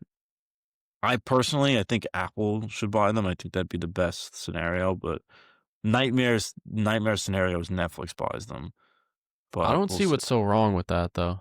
Because especially Netflix? now that Netflix is like exploring theatrical stuff. When's the last time Netflix made a good original movie? And don't say Frankenstein because that's like it's not like they came up with the idea Frankenstein, of Frankenstein. Marriage Story, But those are like they The funded Killer, those. Those are not like those are director driven movies. I'm talking about like an like actual IP, Netflix exclusive. Stranger Things. Yeah, movie though. There's gotta be one. Army of the Dead. Yeah, there you go. No, I don't know. I actually like completely forgot about like Stranger Things. Like, isn't it? It's the final season this year, right? Yeah, I I just like I'm caught up. I like forgot what's even going on in the I seasons just don't because it's been even. so long. Yeah, I don't even give a fuck anymore. I don't know. Like Um, I hate the like so I what's so mean good about Apple buying them then? well I think Apple like makes better shows and movies like collectively like they also have a lot of critically acclaimed stuff. They've worked with Warner Brothers before. They just made F1 with them. So the Mm, studio has like overlap together. And they have a lot more money than Paramount. Like so that I mean the reason why the Warner Brothers is selling is because they're in a lot of debt. So like I don't yeah, know, I just feel like it would be I feel like with Apple they let their people because they have so much money where like they'll just let directors like do whatever the fuck they want or yeah, like that's true. you Well, know Netflix too has a ton of money. I mean, not as much as Apple, obviously, but yeah, but um, I just think Netflix is worse at it. so what about Paramount themselves? What do you think is wrong with that? No, I just would prefer Apple. Like I don't. There's nothing inherently wrong with Paramount, but like I I think don't. I feel like Paramount would probably be the best just because they're another movie studio. That's Like they fair. make Yeah, theatrical movies, so they'll just like incorporate like the smaller studios into their yeah, bigger label, yeah. you know? Where if let's say Netflix or Apple buys it, like all these planned DC shows and stuff, are they going to keep them and just release them on their streaming service or are they going to want to retool, you know? Well, I know they already said if Paramount does buy, they're gonna let DC like keep doing what they're doing. Who Like they said won't that replace though? James I Gunn don't know. and what? Where'd you see that? I didn't see that anywhere. I saw that on like discussing film poster or something. I'm scared for DC, honestly. Why their first movie was a success. No, it's Peacemaker. not it's not because of that, but it's just like as soon as you get a new person in charge, you never know what's going to happen. Like you really don't. Yeah, Because but I don't think know. about what just happened. Henry Cavill. He was Yeah, but signed on to play Superman. look how much turmoil those Superman movies were, and what DC Studios in general at that time. That's true, but I'm just saying you don't know. Once you change figureheads and once your leader changes, you never know what's I going to just think happen. like yeah, but like if Superman came out and had bad critical acclaim, then I'd be like 100% like they should be nervous. But like, there's no signs of like them like Superman obviously was a success Yeah. financially and critically. Peacemaker season 2, although like I wasn't the biggest fan about the ending, It did do very well in viewership wise. Supergirl's It didn't do well. I thought it did do very well. It didn't even chart on the Nielsen charts. What's the Peacemaker Nielsen season chart? 2. It's like I only know because I watch Grace Randolph and she does like the movie math. So every week she like goes through the charts. It's like this website that basically says like what are the most popular shows, movies on streaming, whatever. And it didn't even chart at all. And neither did the first season. And that's But why Peacemaker shouldn't have even had a season 2 based on how well it did because it didn't do well. I thought like maybe the second season did better than the first. Then I don't know. It didn't chart though. That's my Oh. point. It didn't do well. Well, that's like I get that because it's not like an HBO. It's not like marketed. Like I think like Yeah. Lanterns when that because that's marketed as like an HBO original show. I think that will do much better. Yeah. But yeah, then I mean, Supergirl looks like it's gonna be, from what I've like people online saying it's very good. I mean, I've read the comic it's based off. It's really good. And the sleeper Yeah. of next year, I think a lot of people are sleeping on is Clayface. I think Clayface is gonna be really interesting. It'll probably be good. Yeah. I think if Netflix buys, there's like a legitimate chance that DC Studios gets like shafted and they just do their own thing. It would just be so dumb. Like you're gonna Can you imagine? Can you imagine the Snyderverse returns? Can you actually imagine? I don't think like that would just be so stupid. I know. You know, but it's like possible. I already feel like this Superman movie has had more like public word of mouth and like positive like stories about it than like any of the Zack Snyder shit. I mean, I agree. I think Superman is better than like any of the Zack Snyder movies. Yeah. I mean, I haven't seen Man of Steel, but it's better than BVS. It's better than You've never seen Man of Snyder's. Steel? No. Oh, wow. I just haven't got around to it. It's better than Zack Snyder's Justice League, in my Yeah. opinion. Although I do like Zack Snyder's Justice League, but whatever. Yeah. I'm just saying. I'm not 100%. Like, if someone else buys Warner Brothers, which it seems like it's going to happen, I don't think James Gunn's job is safe. I could also see them maybe moving him to like, okay, you just do all the Superman stuff, and we'll get someone else to actually run the whole brand. Well, I could he's see a something co-head. like- It's not just him. Yeah, but what is Peter Safran doing, really? I mean, He's a James Gunn's producer. he's making the creative decisions at the end of the day. He's got a lot of good producing stuff under his belt. Yeah, but I think he's more like the business guy, and Fair. James Gunn is more the creative. Yeah. But I could see them being like, okay, you know, we'll see what happens. But that's a scenario I could see them going down. Whatever. Let's move on though. Yeah. You could mention this one. Yeah. So we got a trailer to Sam Raimi's new film Send Help, and I believe it's his first original theatrical release since Drag Me to Hell. I could be wrong about that, but I think you're right. Yeah. A horror thriller follows two coworkers who hate each other but get stranded together on a desert island after the plane crashes. Dylan O'Brien plays like this kind of like asshole tech boss, and then what's her name?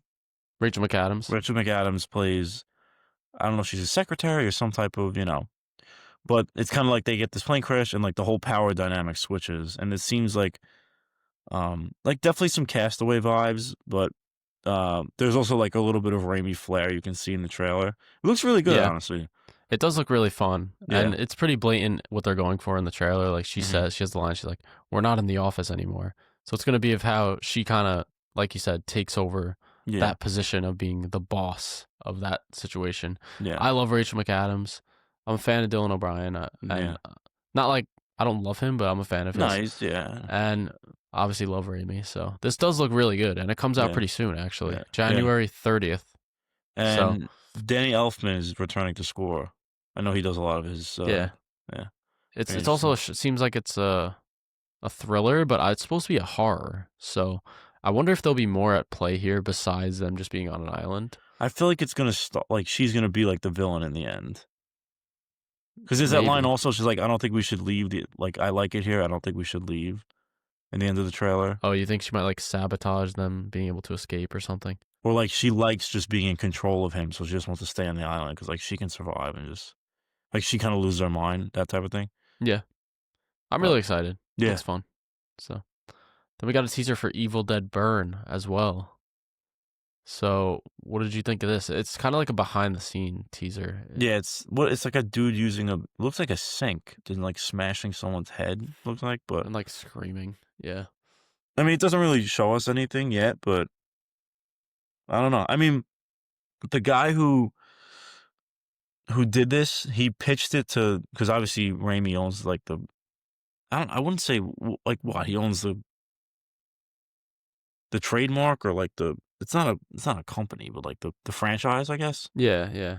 And he gave this guy complete creative control, which is really interesting. Um, He'll be a producer though, I'm sure. yeah, him and Campbell will be producers, I'm sure. But yeah, I don't know. He's done another movie about like spiders that's on Shutter that I have not seen that I heard is pretty good. Do you think this will connect to Evil Dead Rise at all or no? Mm, probably not, honestly.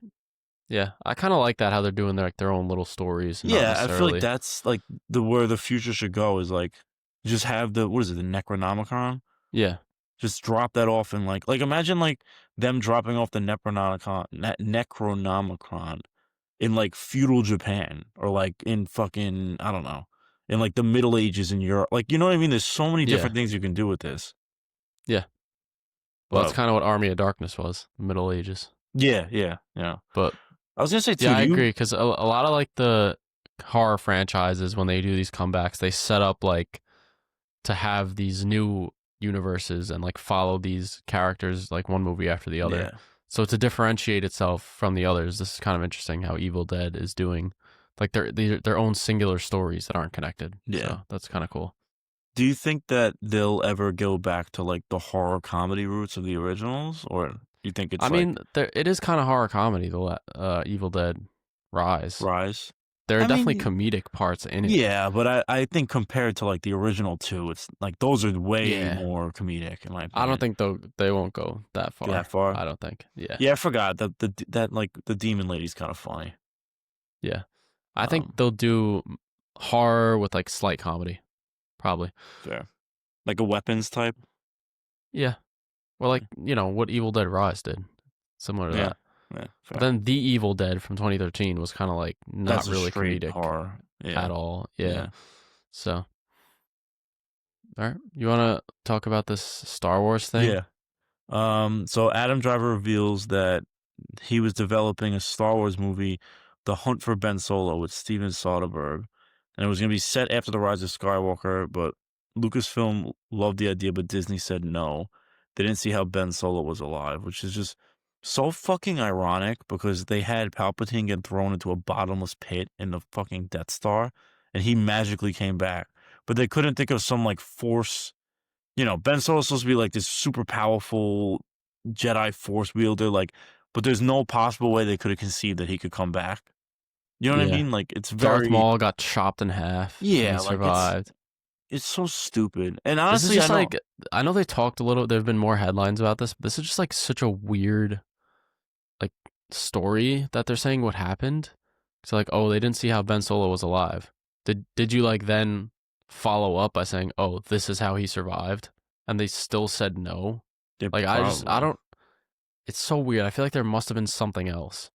Like, why did you well, just answer that question? They didn't see how he's alive. Okay, here's how he's alive. and Like I don't. apparently it wasn't because I know a lot of people don't like Kathleen Kennedy, but apparently she like liked it. She wanted to make it made, but it was Disney that was the ones that stepped in and said no. Yeah, I mean the episodes 7, 8, and 9, as much as they're not like very critically acclaimed, they made a ton of money. Yeah, So like, why would Disney not want to continue that story, especially when you have a creative and someone as talented as Adam Driver, who's working with some of the best directors, Steven Soderbergh, we just talked about, yeah. who directed Presence and Black Bag, among like a bunch of others. That's just this year. He's probably, Um, I mean, maybe besides Ryan Johnson, but he'd be like one of the more talented Star Wars directors. yeah, You know, but like, why say no to this? Like, what about this specifically made you say no? But maybe then you're like gonna do like a Ray movie or what? Like, I just don't get it. maybe Especially they having a full completed script. You know? maybe like it was like too they didn't want to dive back into like those characters like because I'm assuming Ray and some of those other people would have shown up as well. But they're Like doing the Ray Ray 100% movie. would have to be in the movie. It feels like They're doing the Ray movie though. no, I don't think they are anymore. They're not. I thought I'm they pretty sure were. they're not. I don't know, bro. They're just such a mess. I hope Yeah, it's Mandalorian and Grogu's good. And then we'll see about Starfighters. That's like the other Star Wars movie, but I don't know. I'm not a big fan of Sean Levy. Yeah. It's just weird that you say no to Adam Driver and Steven Soderbergh, but yes to Sean Levy and Ryan Gosling. Yeah, And like like it's I like just Ryan Gosling, but like, yeah, come on, you know.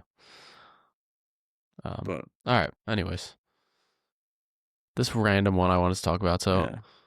this is kind of recently. Johnny Depp, he's making his Hollywood comeback. It seems he's been cast as Ebenezer Scrooge in a new A Christmas Carol film that's coming out November of 2026, like a year from now.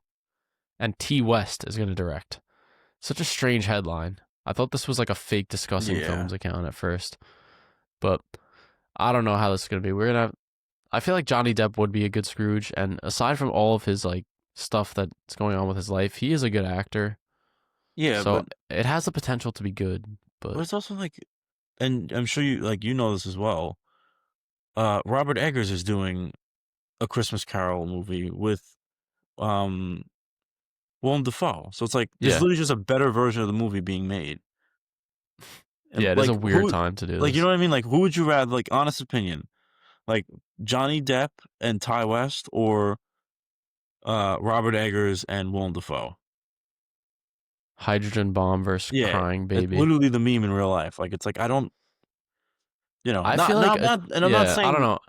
T. West, yeah, yeah, his horror roots could be something interesting for A Christmas Carol, which is like something we talked about with when talking about Eggers as well.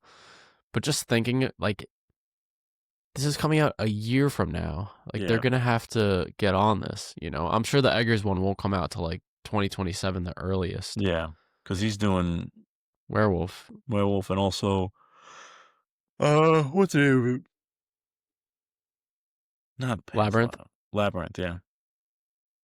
Yeah, so strange headline. We'll see. I wonder how he's gonna look. 'Cause like I feel like I haven't seen Johnny Depp in public recently, but he wasn't looking so Yeah, I good don't think last he's time I like saw him. too. Yeah, he's no Captain Jack Sparrow anymore.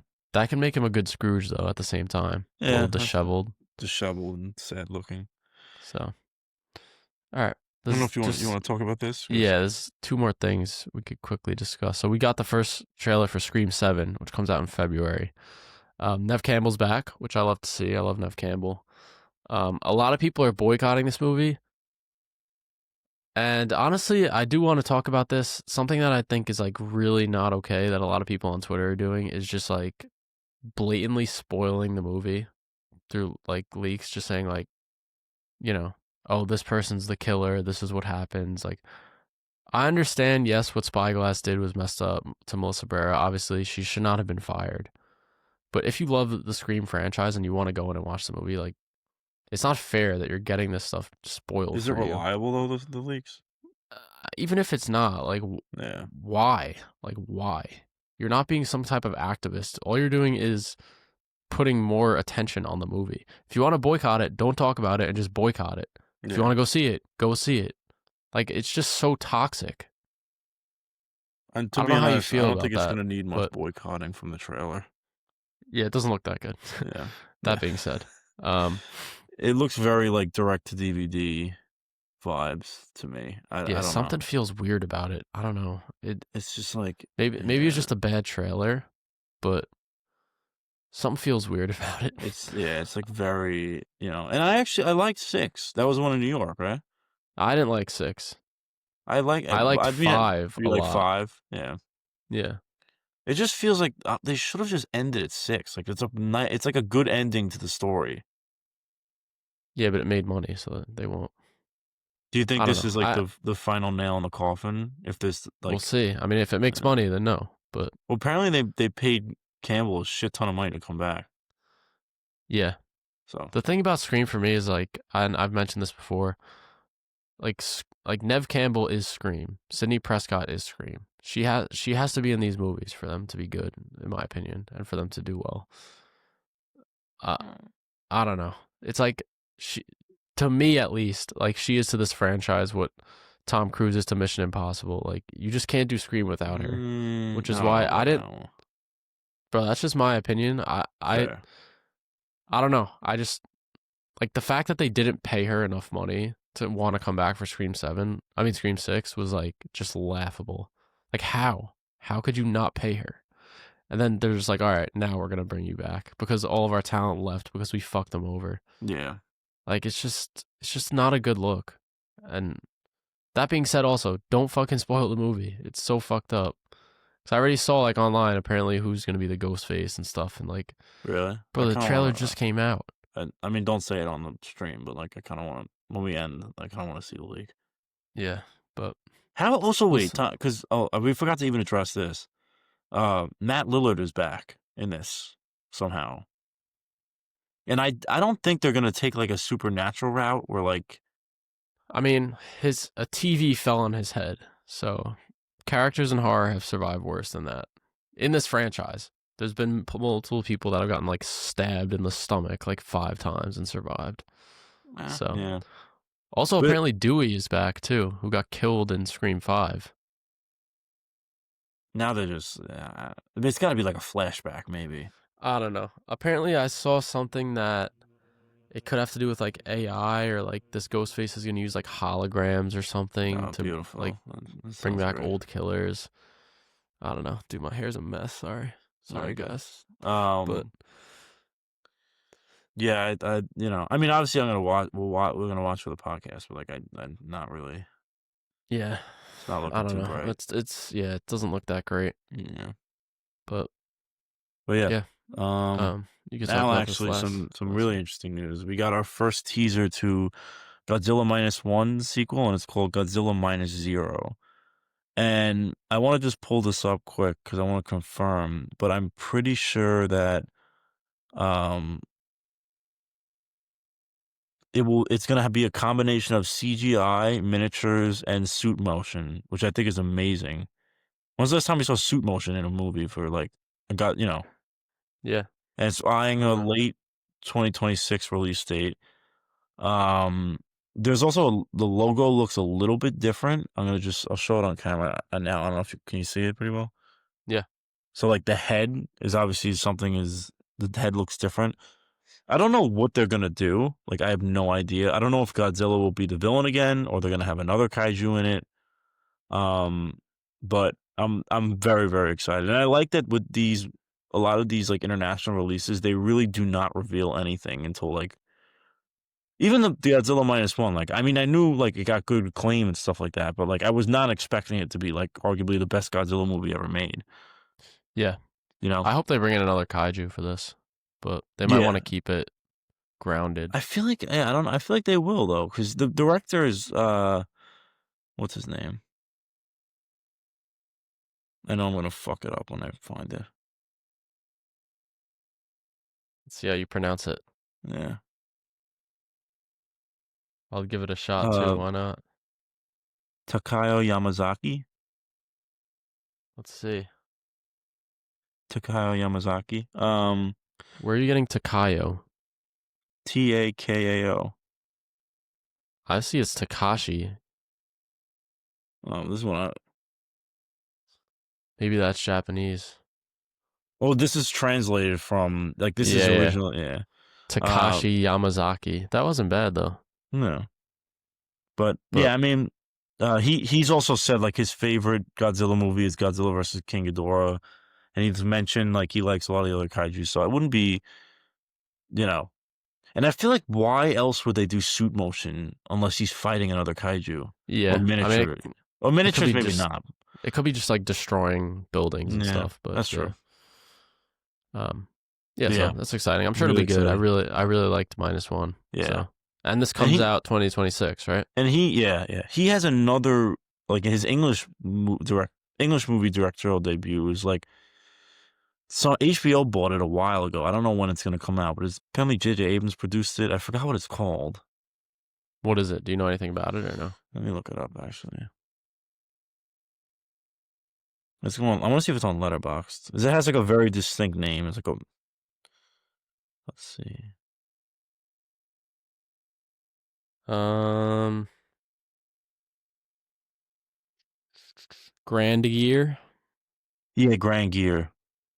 There's no details about it. Yeah, all I know is that it's produced by J.J. Abrams. It's interesting. Yeah, I'm excited for Minus Zero. It should be good. Do you Yeah. think the title has meaning? I'm sure it does, but I'm assuming it's post World War II. when did the first one Minus, take place? I forget. Minus well, it is one. post World War II, like directly after, and that's why they have no weapons to attack Godzilla. Yeah.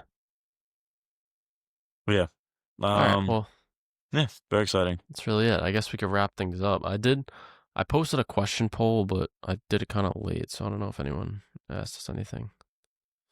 Doesn't look like it. Does Yeah. not look like it. I think I'm like shadow banned on Instagram. What do you mean? It only got 48 views, my story. And we have 4,600 followers, so something's definitely not right there. Maybe we're being boycotted. Yeah, maybe they're boycotting us. But all right. Well, anyways, before we wrap up, I guess I'll recommend a movie for next episode, episode 83. And I'm kind of thinking of one on the fly here, but it's something that we kind of briefly discussed earlier, but I want to recommend the Simpsons movie, the original, to watch. Yeah. There's the Fortnite Simpsons season going on right now, and we got the announcement of the second movie. So it's a movie that I remember seeing in the theater as a kid, and I love the Simpsons, so it'd Yeah. be cool to check it out again. I haven't seen it in a while, but I know it's known to be like actually pretty good for like a Yeah. TV show made to a movie. I So know, like, when they made it, they brought back like the original writers from like the first couple seasons to write it. yeah, Which is I think interesting. you're right. Yeah. Yeah. So all right, well, Yeah. I guess that wraps things up. Thanks everyone for Yeah. watching or listening. Sorry Apologies about if it was yeah. a little bit of a scrambled episode. This is our first time back in like a month, so it Yeah. might take us till next episode to get back in the flow of things. But and next episode I'll be recording from a new spot, so that should be exciting. Anyways, yeah. Thank you guys for listening. Please Yeah. follow Thanks us on again. our social media. And yeah, that's See really you it. guys We'll in see you 2 guys. weeks.